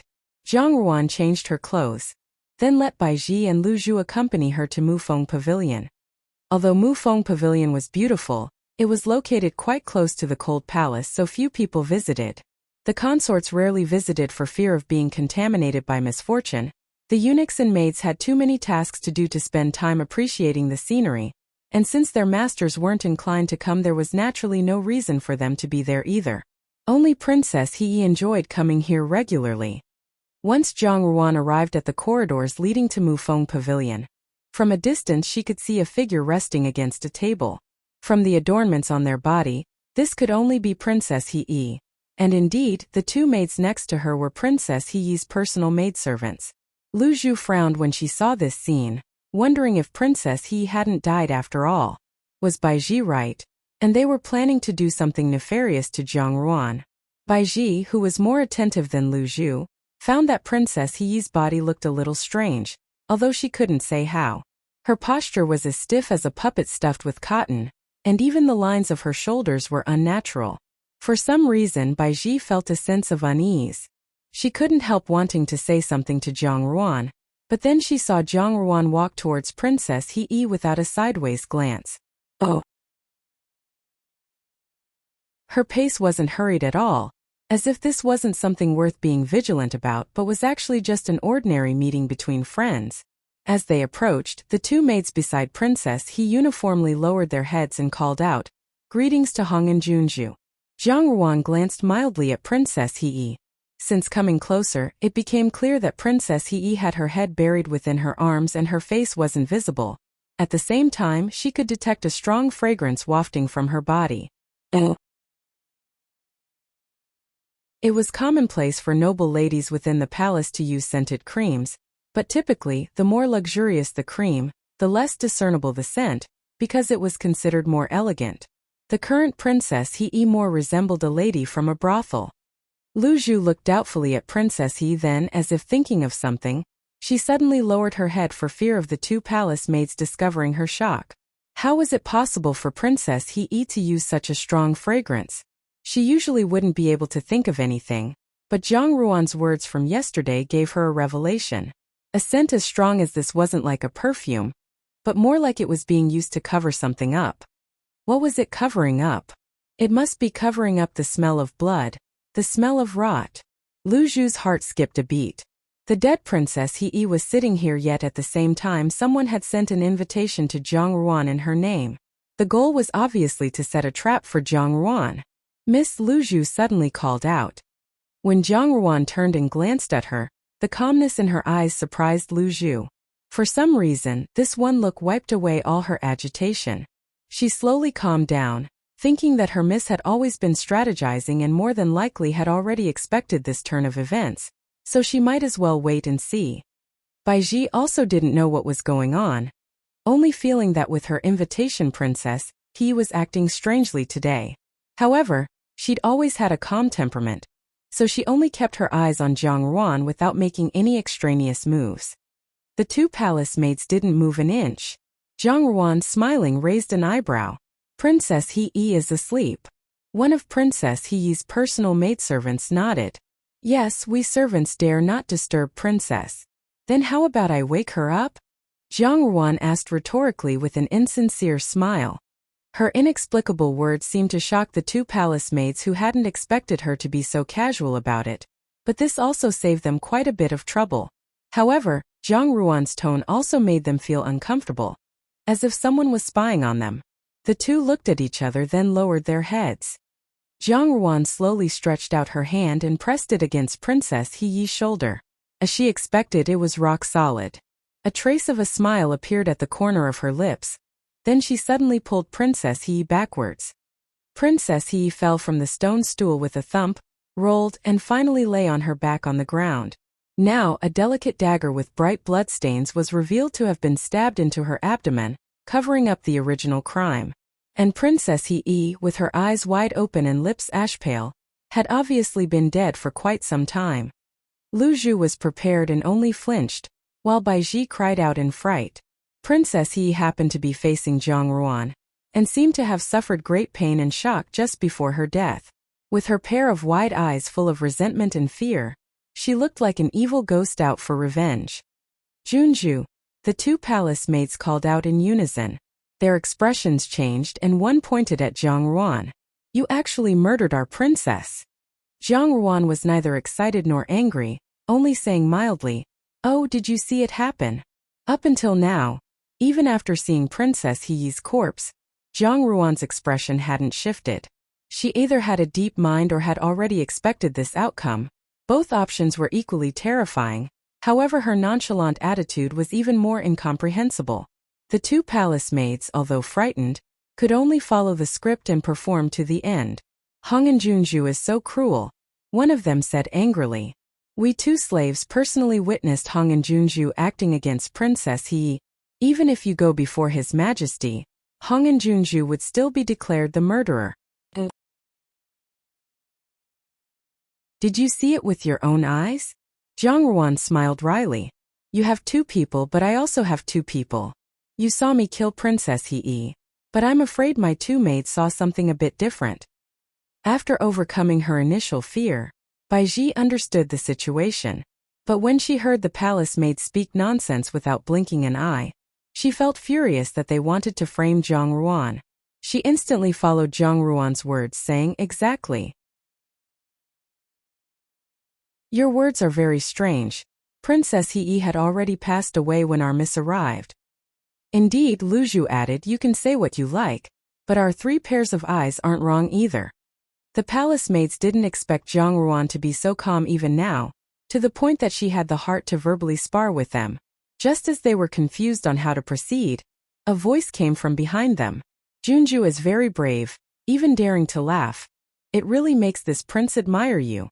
Jiang Ruan turned around and saw a man wearing simple brown robes walk out from the corridor. If not fourth Prince Xianlang, who else would it be? Although they couldn't catch the mastermind, at least this trip wasn't a total waste. Fourth Prince Jiang Ruan smiled. "Princess, now there are more than two people." Xianlang's smile looked very kind, yet revealed some hints of the joy in his heart. "This prince also witnessed Junju's murderous actions with my own eyes. If the two maids are not enough, then I wonder if this prince's words would count?" Lu Zhu and Bai Ji both stared hatefully at Xianlang. Even if he was unfavored within the palace, his identity was still that of a royal prince. Jiang Ruan had no hope of winning if he testified against her. It was especially true now, when Jiang Xianji's whereabouts were unknown. Many people in the court were watching Jiang Ruan, waiting for her to make a mistake. If she really was charged with this crime, everyone would take the chance to trample on her. Then it would be very hard for her to stand up again. "Fourth Prince can get straight to the point," Jiang Ruan sighed. "It's very tiring to talk in circles like this." Xianlang nodded. "I think the same way. I believe Junju did it in a moment of impulsiveness. It wasn't intentional. In truth, my eighth brother has admired Junju for a long time. Since this is the case, I will not trouble you too much." Jiang Ruan merely looked at Xianlang in silence with a faint smile. Her lack of response made Xianlang seem a little awkward, but he wasn't really as fragile as he looked. In some matters, he was even more shamelessly persistent than Jiang Dan. He continued talking regardless of her indifference. "Although this matter has progressed so far, it is not a complete dead end. There is only one person in this palace who can protect you. Eighth brother. If Junju can get his protection, a solution would naturally appear." "What solution?" Jiang Ruan looked at her own fingertips without a single fluctuation in her expression. Xianlang's brows couldn't help but furrow when this fell into his eyes. After a pause, he answered, "Eighth brother can at least cover it up, so that Junju won't be humiliated." Zhang Ruan seemed to finally become impatient. "Eighth prince and I are only acquaintances. How could I obtain his protection?" "Junju should not say so," Xianlang happily replied, and instantly added, "You are the person eighth brother likes. Now that Deputy General Jiang is missing, your situation in the palace is rather dire. There are countless eyes on you, waiting for you to make a mistake. If you want to justifiably go under eighth brother's protection, you must join his household." After saying this, Xianlang clenched his fists, feeling a little nervous. It wasn't without reason that Xianlang proposed this plan to Xianli. He knew that Xianli liked Zhang Ruan, but didn't know why Zhang Ruan treated him like a viper. Xiao Xiao's recent request for marriage from the emperor was like a thorn in Xianli's heart. Xianlang, having followed him for so long, knew well what he was thinking. For example, if they could manipulate Zhang Ruan into marrying him, he'd be much happier than if they just found a scapegoat to take the fall for Princess Heyi's death. And if this matter succeeded, then Xianli would definitely remember his credit in the coming days, making his life easier when the great cause was complete. However, Xianlang was able to predict everything except how Zhang Ruan responded. It was impossible to succeed through ordinary methods, so they could only take advantage of Princess Heyi's identity and threaten Zhang Xing's safety. In Xianlang's view, the only reason why Zhang Ruan refused Xianli was because she had a better option, Xiao Xiao. But she couldn't do anything when her own interests were at stake, because women were all the same. No matter how strong they were, when pushed to the edge, they would all become useless and beg for mercy, just like Princess Heyi did. Eighth prince arranged such a play, just to force a marriage? Zhang Ruan responded indifferently. He really thinks too highly of me. Baiji and Lu Zhu had long been unhappy in their hearts, but even they didn't expect that Xianli would pour this dirty water on Zhang Ruan for the sake of his own selfish desires. The death of a princess wasn't a trivial matter. Junju must not belittle yourself, Xianlang smiled. To eighth brother, no one is as precious as you. Zhang Ruan subtly froze, because this was something Xianli often said in her previous life. At the time when she lived deep within the palace and rarely saw the light of day, she would sometimes feel inferior when faced with Xianli's overwhelming care. Xianli always said, "You don't need to look down on yourself like this, because to me, no one is as precious as you." Now that these words came out of Xianlang's mouth, Zhang Ruan only felt that it was ironic. In this life, she didn't look down on herself, but Xianli had grandiose misconceptions of his place in her heart. She only saw him as a maggot crawling in the dirt, therefore how could he evoke anything other than disgust? Fourth prince is skilled at flattery. A soft smile emerged on Zhang Ruan's face. Although, I don't know if you've been a lapdog for so long that you only know how to say nice things. Xianlang's pallor changed. He really didn't understand why Zhang Ruan, who'd been so receptive earlier, suddenly changed her attitude. Her words directly pierced his soft underbelly. If it weren't for her status, he would have already acted against her. Maybe it was because he thought Xianli had a bright future at hand that he was also self-confident in his own identity. Otherwise he would have simply responded perfunctorily with a cowardly smile as he did in the past. But now things were different, perhaps because he successfully murdered Princess Heyi. Once the darker side of human nature was stimulated, it was exceedingly difficult to suppress it. Xianlang's face was ashen as he said to Zhang Ruan, "This prince had good intentions, but it's a pity that Junju is ungrateful, making such harsh comments in return." "I don't think it's a pity." Zhang Ruan gave the corpse a casual glance. "It doesn't matter if you tell people that I killed her, at any rate, I will not marry Xianli." "What did you say?" Xianlang looked at her in disbelief. "Do you know what you're talking about? I would like to hear the details." Zhang Ruan made a gesture of listening intently, but no matter how he looked at it, Xianlang felt that her smile was a sarcastic one. "In the eyes of the public, you have committed a serious crime by killing Princess Heyi. Princess Heyi was Imperial Father's most favored daughter, and you're just a minister's daughter who was conferred a Juanju's title. There is no way Imperial Father will help you." Even Imperial Grandmother won't be able to protect you this time. And with Deputy General Zhang's accident at the border, what do you think the courtiers will say? Xian Lang's tone was a bit aggressive as he said this. You and Zhang Xing have long held rebellious hearts and cooperated to trample on the royal family's dignity. To betray our great Jin. You can walk into prison on your feet, but can only come out on your back. Lu Zhu and Bai Ji's faces twisted as soon as they heard these words. Although they hated Xian Lang's shamelessness, they also had to admit that he was right. It would be very difficult for Zhang Ruan to escape the stain of this matter if the crime of murdering Princess He were ever pinned on her head. Many thanks to Fourth Prince for your suggestion, Zhang Ruan said, as if she hadn't heard what Xian Lang said at all. She nodded lightly. It has really broadened my horizons. Do you still refuse to change your mind even now?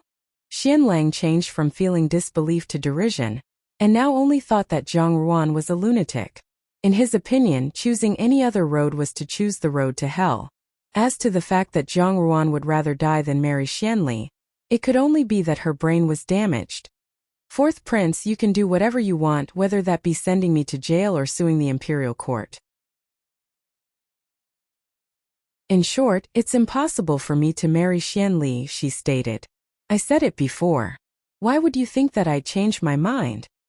Xian Lang looked at Zhang Ruan for a long time. Finally he asked, tell me one thing. Why do you refuse to marry eighth brother? Why do you harbor grievances against him? Perhaps it is due to a hatred from a previous life, Zhang Ruan said lightly. More importantly, it's too disgusting. Disgusting? Xian Lang was stunned. Yes, disgusting.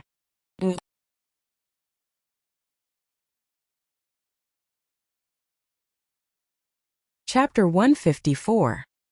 Chapter 154. An unusual move. As soon as Xiao Xiao emerged from the palace and mounted his horse, Jin Heir appeared and knelt in front of him. His always sardonic countenance displayed a rare solemnity.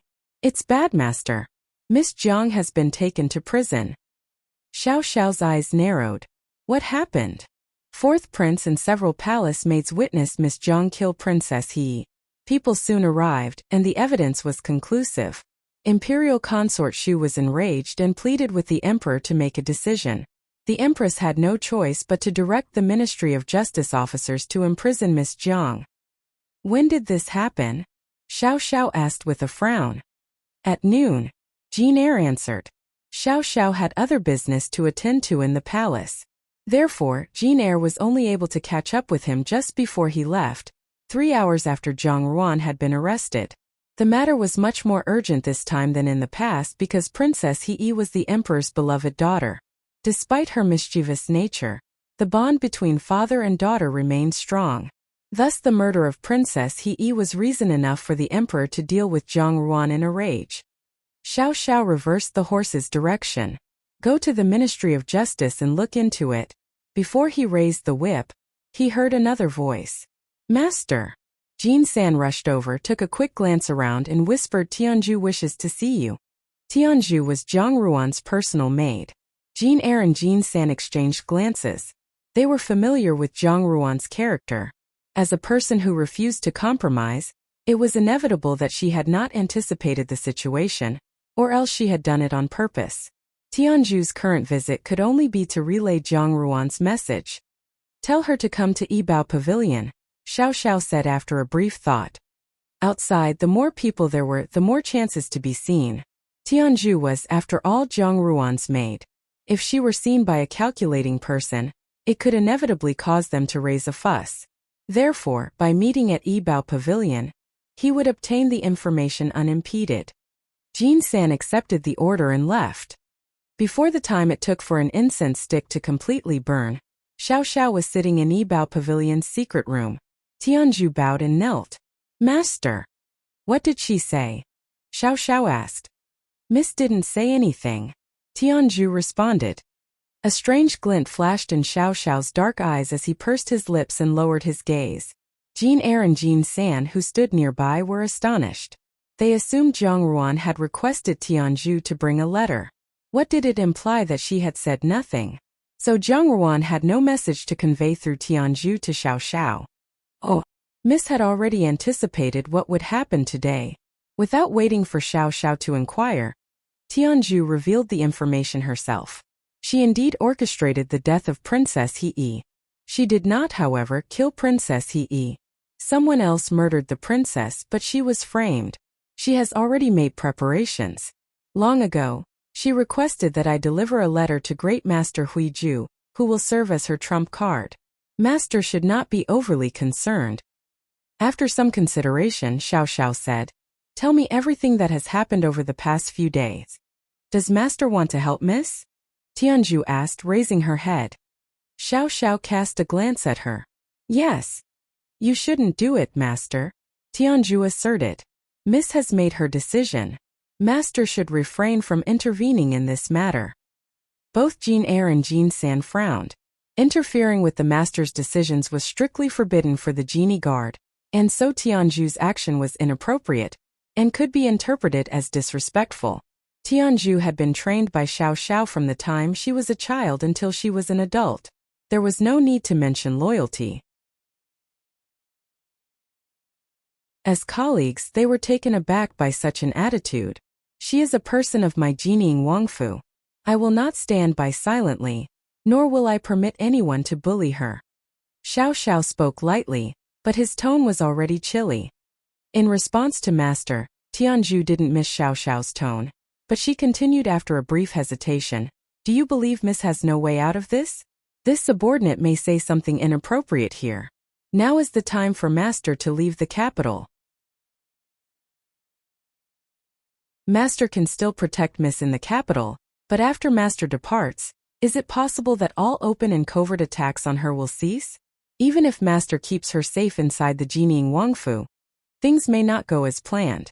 Those currently targeting the genieing Wangfu are as numerous as a school of silver carp swimming down a stream. Miss won't be able to spend her days comfortably. Are you implying that this prince doesn't even have the ability to protect her? Xiao Xiao squinted.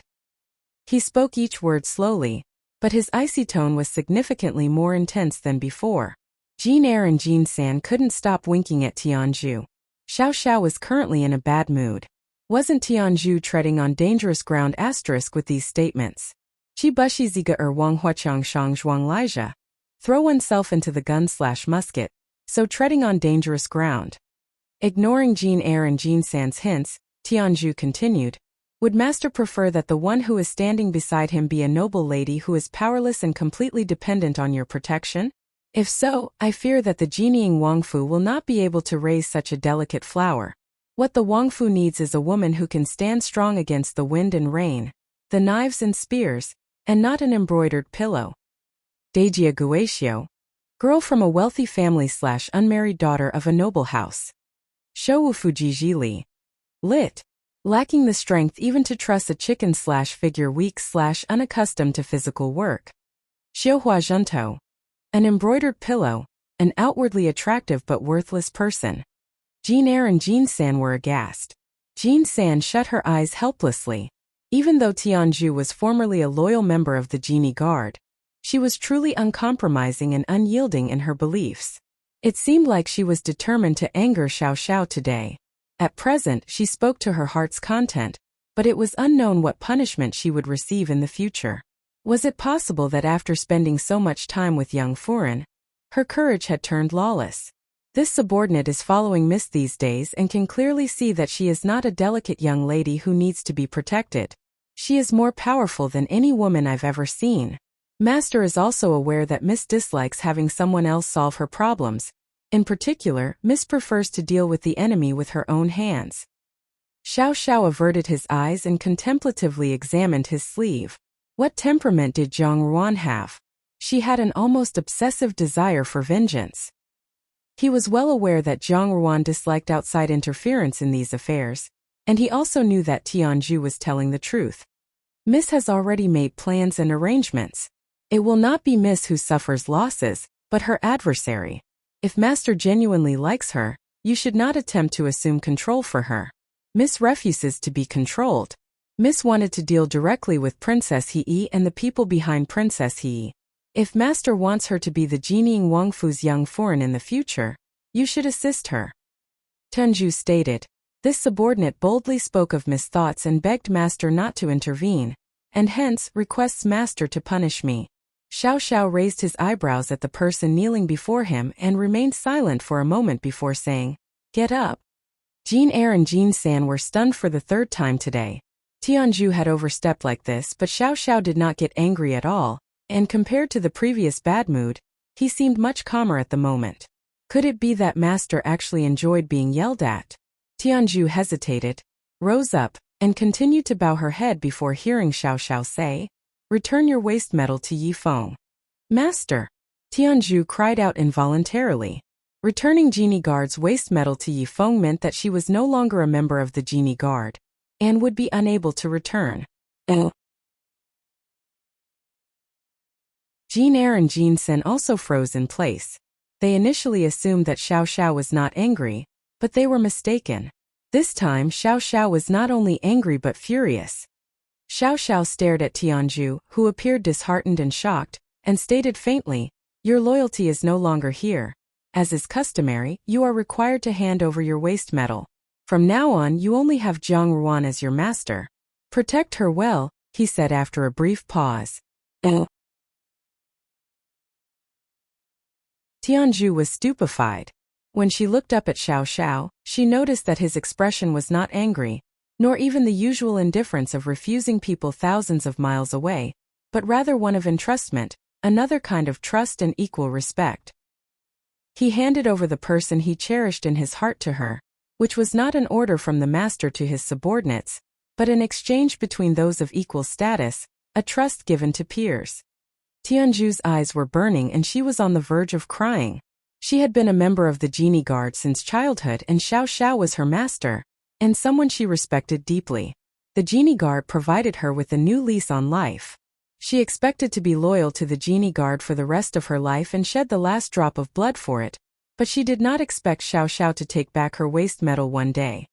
She had now left the Genie Guard and her most respected master to protect the woman he loved.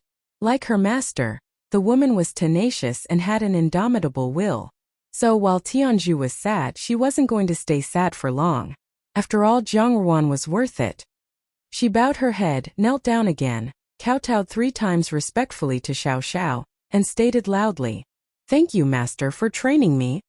Xiao Xiao appeared slightly moved and murmured, "Thank you. Thank you for choosing to follow her." It was only natural for news of Jiang Ruan's imprisonment to reach people other than Xiao Xiao. Xianli was also informed of it.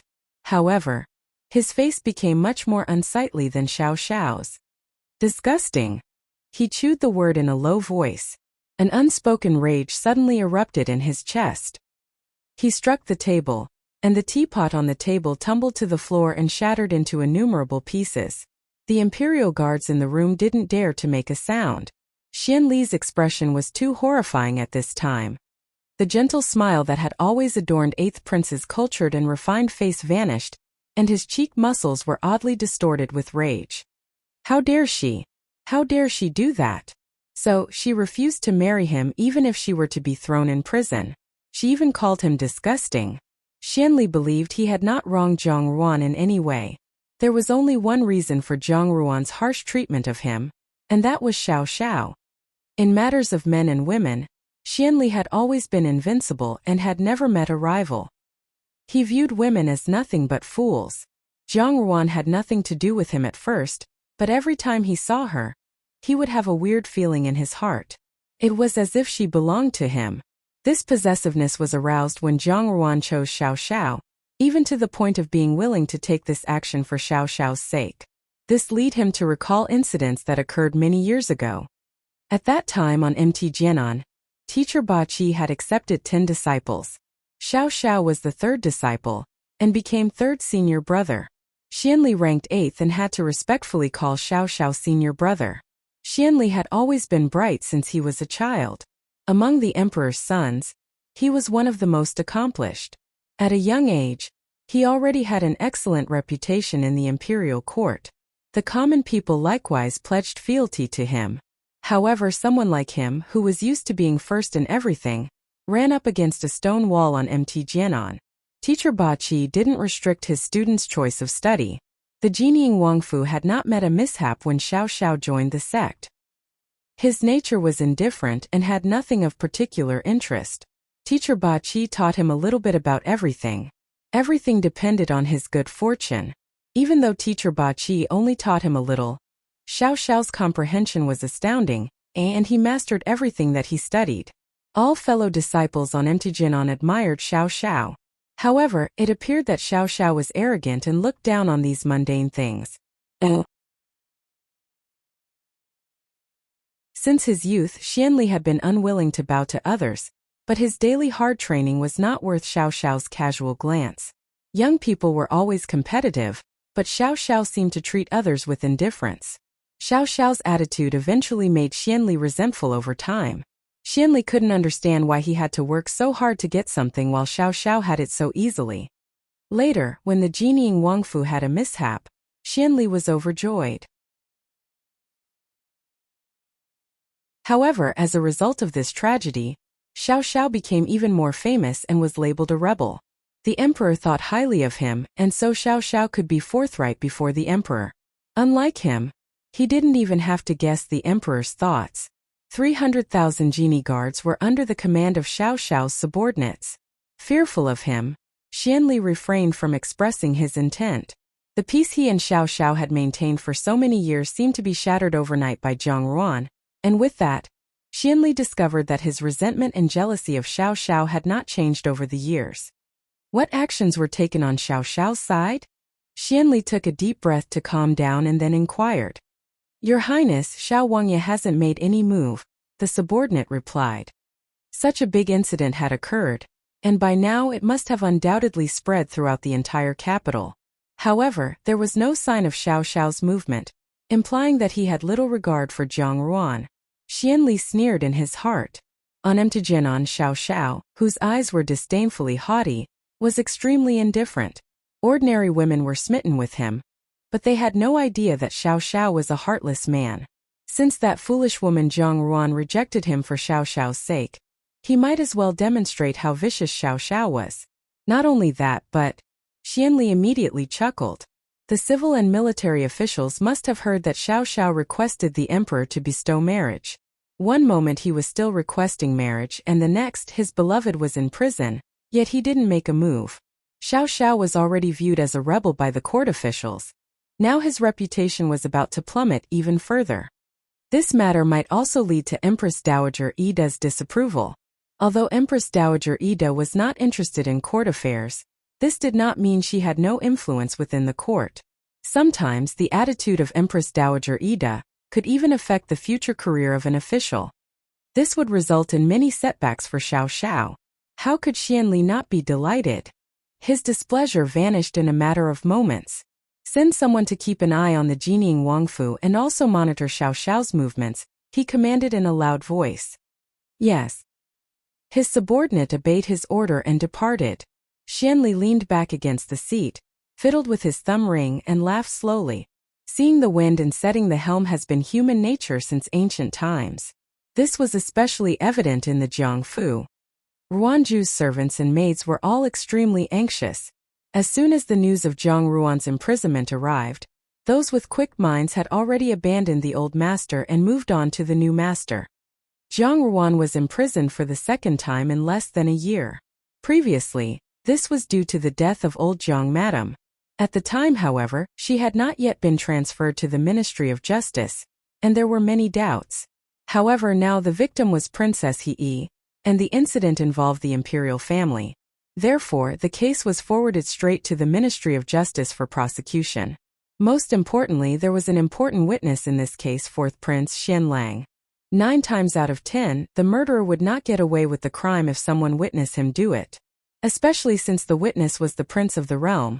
Almost everyone thought that Zhang Ruan wouldn't be as lucky as last time and the prosperous future of the two siblings, Zhang Ruan and Zhang Xinji, would come to an end. Because, in the end, there was no way that Zhang Fu could support them. Hong Ying was lying on a soft chair in the yard, her hands supporting her stomach as she basked in the sun. The sun was shining brightly in the autumn afternoon. It wasn't too warm or too cold. On the table were some exquisite cakes. Even the tea was carefully prepared in accordance with Jiang Quan's special instructions for nourishing her pregnancy. The day of childbirth was approaching, and the entire Fu from top to bottom was extremely attentive and respectful towards Hong Ying. Jiang Dan sat directly across from her. She put a little chunk of cake into her mouth, took a bite and smiled. "This cake is pretty good." Laoi invited a cook from outside. Hong Ying spoke carelessly. "Fourth Miss will enter the palace in a few days. The cakes in the Fu are humble. Please do not mind them." Fifth Yang, that's not true. Jiang Dan smiled modestly. Life in the palace is not as simple as it appears. Didn't De Jie have an accident in the palace? Her expression turned dim. "I was hoping to be looked after by De Jie in the palace, but this happened unexpectedly. Everything in this life is impermanent." Hong Ying sighed and turned to face Jiang Dan, "But Fourth Miss seems to be a blessed one. When you enter the palace, you should be able to obtain His Majesty's favor and care. Jiang Fu's future glory will be dependent on you. Perhaps Eldest Miss will not have the grandeur you will have in the future." Fifth Yang, please don't make fun of me. Jiang Dan bowed her head, yet her eyes sparked just before she asked, as if her question was asked inadvertently. "But now that De Jie is in prison, what good way did father come up with to save her?" "There's no way." Hong Ying picked up the tea in front of her, took a slow sip and then stated, "Such a significant matter has the potential to implicate the entire Fu. Eldest Miss has committed a huge mistake this time. Your father was so angry that he discussed it with your second brother for a long time, but they couldn't figure out what to do. Now that Imperial Consort Shu is enraged and His Majesty has also lost Princess He, Eldest Miss is doomed. Even if your father goes to beg for mercy, will it not worsen the situation?" Jiang Dan's finger stopped nipping the cake, and her face changed into one of worry. "So, does father plan to do nothing and let it go?" "Laoi is willing but he's powerless." Hong Ying examined her painted nails. "Eldest Miss is Jiang Fu's daughter, so it goes without saying that she should know when to make a sacrifice. After all, she can't just ignore the reputation of her whole family for her own sake."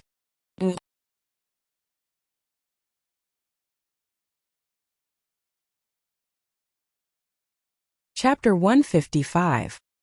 Chapter 155, Xiao Xiao the Jealous Lord. In the imperial study, the emperor observed the young man in front of him with severity. Zhen wonders when Imperial Grand Tutor Lu first became concerned with Hong Juanju's affairs. This subject is simply carrying out his duties. There's no harm in waiting for a little longer, especially since there are a lot of questions in regards to this case. The Ministry of Justice will continue its investigation for a few more days. A trial in court will increase everyone's confidence. Lu Min was neither modest nor arrogant. The young man had never formed cliques for his selfish gain. Even though he was new to the officialdom, he had made great achievements in the imperial court. And even now, he remained dignified and calm when confronted with the emperor's inquisitive gaze. A book landed on Lu Min with a thud, and the emperor yelled with a stern face. "Zhen is asking, when did you become so concerned about Hong Juanju's affairs?" The eyes and ears of the monarch of the realm were everywhere in the palace. Some days it was inevitable to hear rumors. The emperor was already displeased with Lu Min, but Lu Min still stood upright, his expression unchanged, and continued to give his response in a quiet voice. "This subject is simply carrying out his duties as a minister. There's no ulterior motive." Eunuch Li gave the person opposite him a quick glance. The young man was noble, benevolent, and appeared gentle. Nonetheless, he possessed the scholar's obstinacy and pride. This man was cultivated by the emperor for the future of Great Jin, but even after touching upon a sensitive subject, he still had the appearance of being unwilling to give up until his goal was achieved. Eunuch Li pondered in his mind. This afternoon, General Zhao had visited, and Empress Dowager Ida had also spoken. Even though Xiao Xiao did not speak, knowing his temperament, he too would definitively not stand passively by. And now, even Lu Min, the candid and outspoken imperial grand tutor, was speaking to the emperor. Sure enough, Hong Junju, the eldest daughter of the Zhang family, was not an ordinary person. Unfortunately, given that Lu Min had made his remarks whilst the emperor was in a foul mood, he had quite possibly added fuel to the fire. It was not a good strategy. Funi Lean. Touching the scale at the bottom of a dragon's throat means offending the monarch, touching someone's sensitive subject. Ji Chun. The official who dares to remonstrate against the emperor bluntly. The emperor gazed coldly at Lu Min before slapping the table fiercely. Not having an ulterior motive indeed. Since you have all come here one by one to intercede for Hong'an, how about Zhen grants you even more days? Zhen would like to see what other evidence you can provide. Get out. The emperor's countenance was so filled with rage that Lu Min could only bow and retreat in a low voice. Eunuch Li whispered, Your Majesty need not be overly concerned. What Imperial Grand Tutor Lu stated is not without reason. I fear that there is something odd about this matter. I'm worried some people intended to cause a commotion. Therefore, it would be better to wait a few extra days. Are you taking Zhen for a fool? The emperor scanned the ledger on the table with a somewhat exasperated look. Zhen just doesn't understand how they were intoxicated by Jiang Ruan. Could she really be a siren? After leaving the imperial study and exiting the palace, Lu Min suddenly made the journey to the prison where the Ministry of Justice held its prisoners. The warden, who was initially stunned at seeing him, quickly stood up to greet him. I was unaware that Imperial Grand Tutor was coming today. What can I do for you? I'm here to see someone. Lu Min frowned slightly. Even after serving several years as an official, he was still not accustomed to being fawned over and flattered by others. Nonetheless, he pulled a silver ingot from his sleeve and handed it to the old warden. The warden accepted it with great pleasure. Inwardly he thought, the rumor from the court was that this person was honest and upright. However, the holier-than-thou Imperial Grand Tutor was just the same as everyone else, knowing how to get things done in the officialdom by giving bribes, so there was no need to make it seem like he was noble and virtuous. But even though he felt this way in his heart, he had to act very respectfully. That is not an issue. Imperial Grand Tutor can just inform me. As long as it is convenient, I shall try my absolute best. He then inquired, Who does Imperial Grand Tutor wish to see? Hong'an Junju, Lu Min answered. Oh. Jiang Ruan was locked up in the deepest part of the prison where people on death row were kept. Even though the punishment had yet to be determined, nearly everyone assumed that she was doomed this time, as it would be absurd to let the murderer of a royal princess walk free. However, thanks to Xiao Xiao's or Zhao Guang's arrangement, her time in prison was also rather uneventful. Prison guards did not make life unpleasant for her. When Lu Min entered the prison, he noticed Jiang Ruan sitting on the ground against the wall, not knowing what she was thinking. Junju, he called out. Jiang Ruan came out of her trance, looked up in surprise and then gave a slight smile. Imperial Grand Tutor Lu. Lu Min knelt in front of the prison cell and peered at her. As he surveyed the cell's interior, he noticed that, while the condition was poor, it was not harsh, which was unlike what he had seen in other cells along the way. Jiang Ruan's clothes were in good condition and were clean. She also didn't seem to be suffering. Someone must have paid bribes for her sake. Imperial Grand Tutor Lu. What is your business here? Jiang Ruan inquired after observing that he merely glanced inside without uttering a word. Lu Min glanced at her. I am here to see you. After a pause he inquired, Are you all right? The young man's eyes filled with affection. Even though he did his best to keep it hidden, his emotions inadvertently leaked out to some extent. Jiang Ruan was a skilled observer. Her expression broke into a smile after a brief frown. I'm fine. I have troubled Imperial Grand Tutor. She had always been very courteous, yet emotionally distant. Lu Min felt slightly bitter. Reflecting on what had happened today, he told her, I believe you did not kill Princess He. Lu Min felt that although Jiang Ruan looked like a cold and indifferent person, she was a very kind person at heart. Otherwise, she would not have intervened when Princess He bullied 13th Prince. Of course I didn't kill her, Jiang Ruan said, looking at him. I didn't need to do that. Lu Min's face lit up when he heard Jiang Ruan's words. Don't worry. I'll figure out a way to save you. Jiang Ruan was a little taken aback. Although she assisted Lu Min to pave the way for her one day, the Imperial Grand Tutor acted in a manner that contradicted her original intent. Such genuine feelings were undoubtedly a source of stress for her. "Thank you, Imperial Grand Tutor Lu," Jiang Ruan murmured, "but I have my own thoughts about this. The truth will be revealed one day. Please don't worry too much." Lu Min's eyes flashed with a look of disappointment. "You do not consider me a friend." He spoke without waiting for Jiang Ruan's response. "You helped me at the time, but now it's my turn to repay the favor. I will help you once, you don't need to say anything else. The kindness of giving a drop of water should be rewarded with a gushing spring. Because of you my fate was rewritten when you showed me such kindness. What kind of person am I if I don't repay you?" Jiang Ruan shook her head after a long silence. "Imperial Grand Tutor Lu is sincere. I am eager to make friends, but I have an idea for this matter. You should not rush to assist me. If I have any problems in the future, I will surely seek Imperial Grand Tutor Lu's assistance.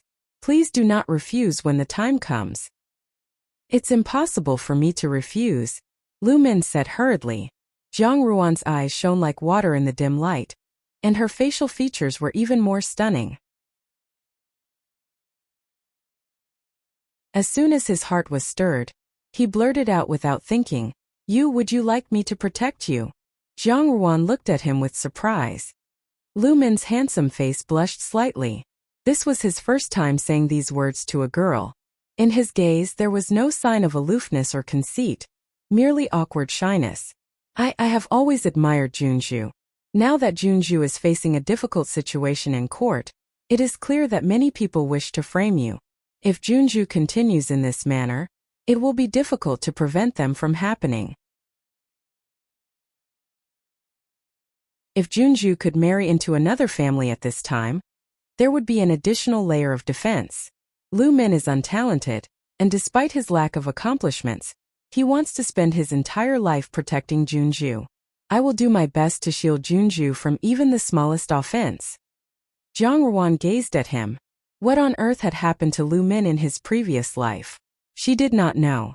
She believed that, given Lu Min's brilliance, he must have died if Xianli was unable to use him. She had seen him rise from obscurity in her past life. It was an odd turn of events. In the end, she gave this upright young man a chance to prosper. Along the way, he got better, and he finally lived up to his lifelong ambition. In this life, however, the people who had never met in the past met due to an unforeseen change of events. She just wanted to use him, but inadvertently received his sincerity. Jiang Ruan was about to respond when she heard a familiar cold voice from the front, which seemed displeased.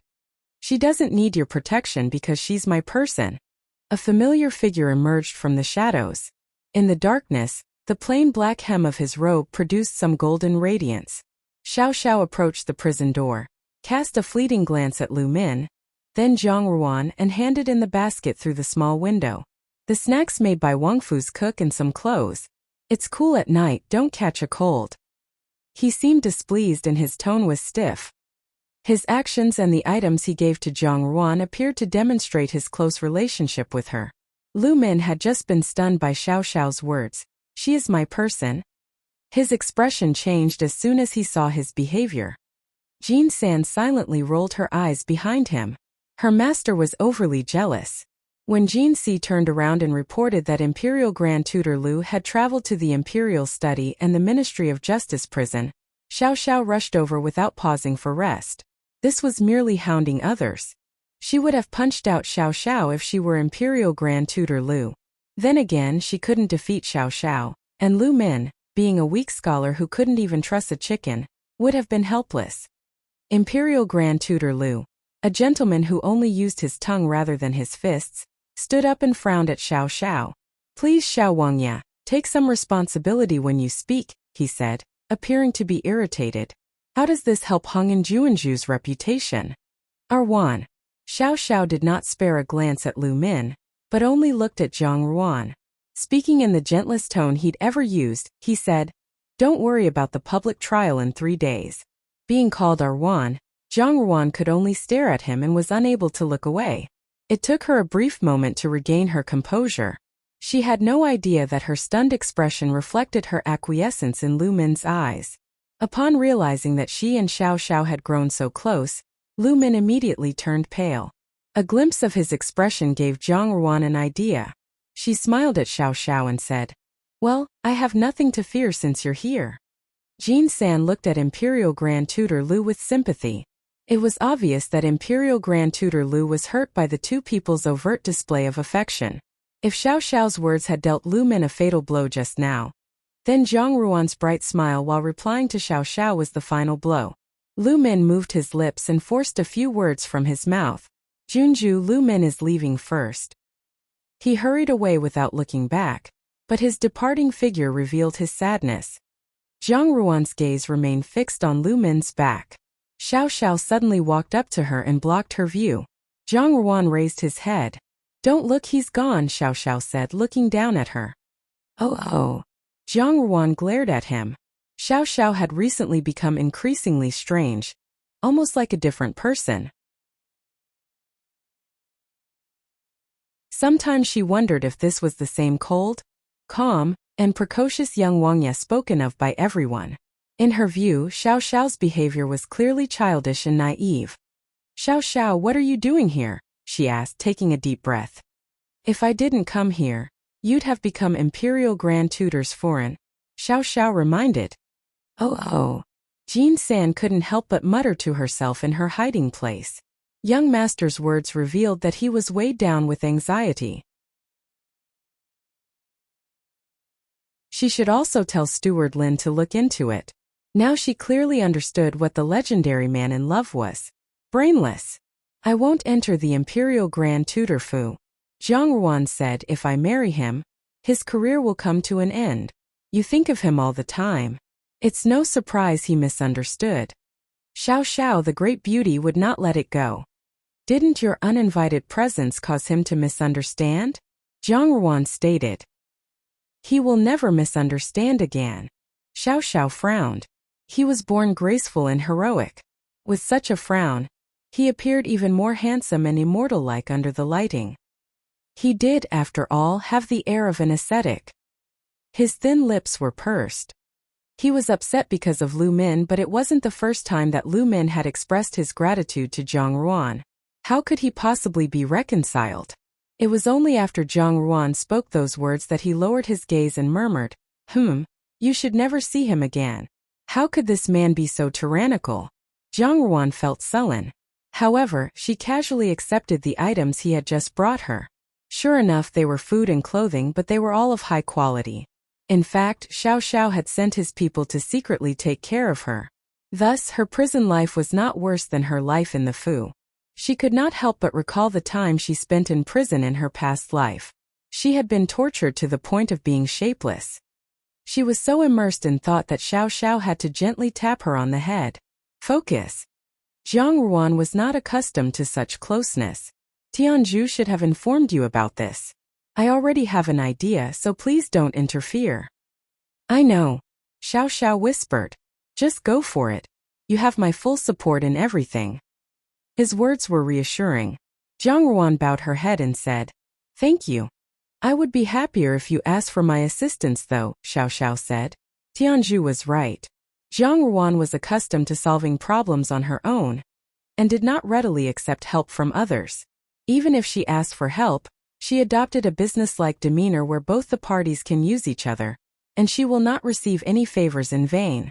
In fact, this is actually her way of isolating herself from others and preventing herself from receiving any warmth or affection. Xiao Xiao looked at her thoughtfully. He couldn't figure out Zhang Ruan's secret, and Zhang Ruan refused to reveal it. When one's heart was sealed, it was difficult for others to enter. Xiao Xiao hoped that now that Zhang Ruan was with him, Zhang Ruan would not consider fighting alone. At the very least, Jinying Wangfu was capable of protecting her. One that stood beside Xiao Xiao could only be protected by him alone.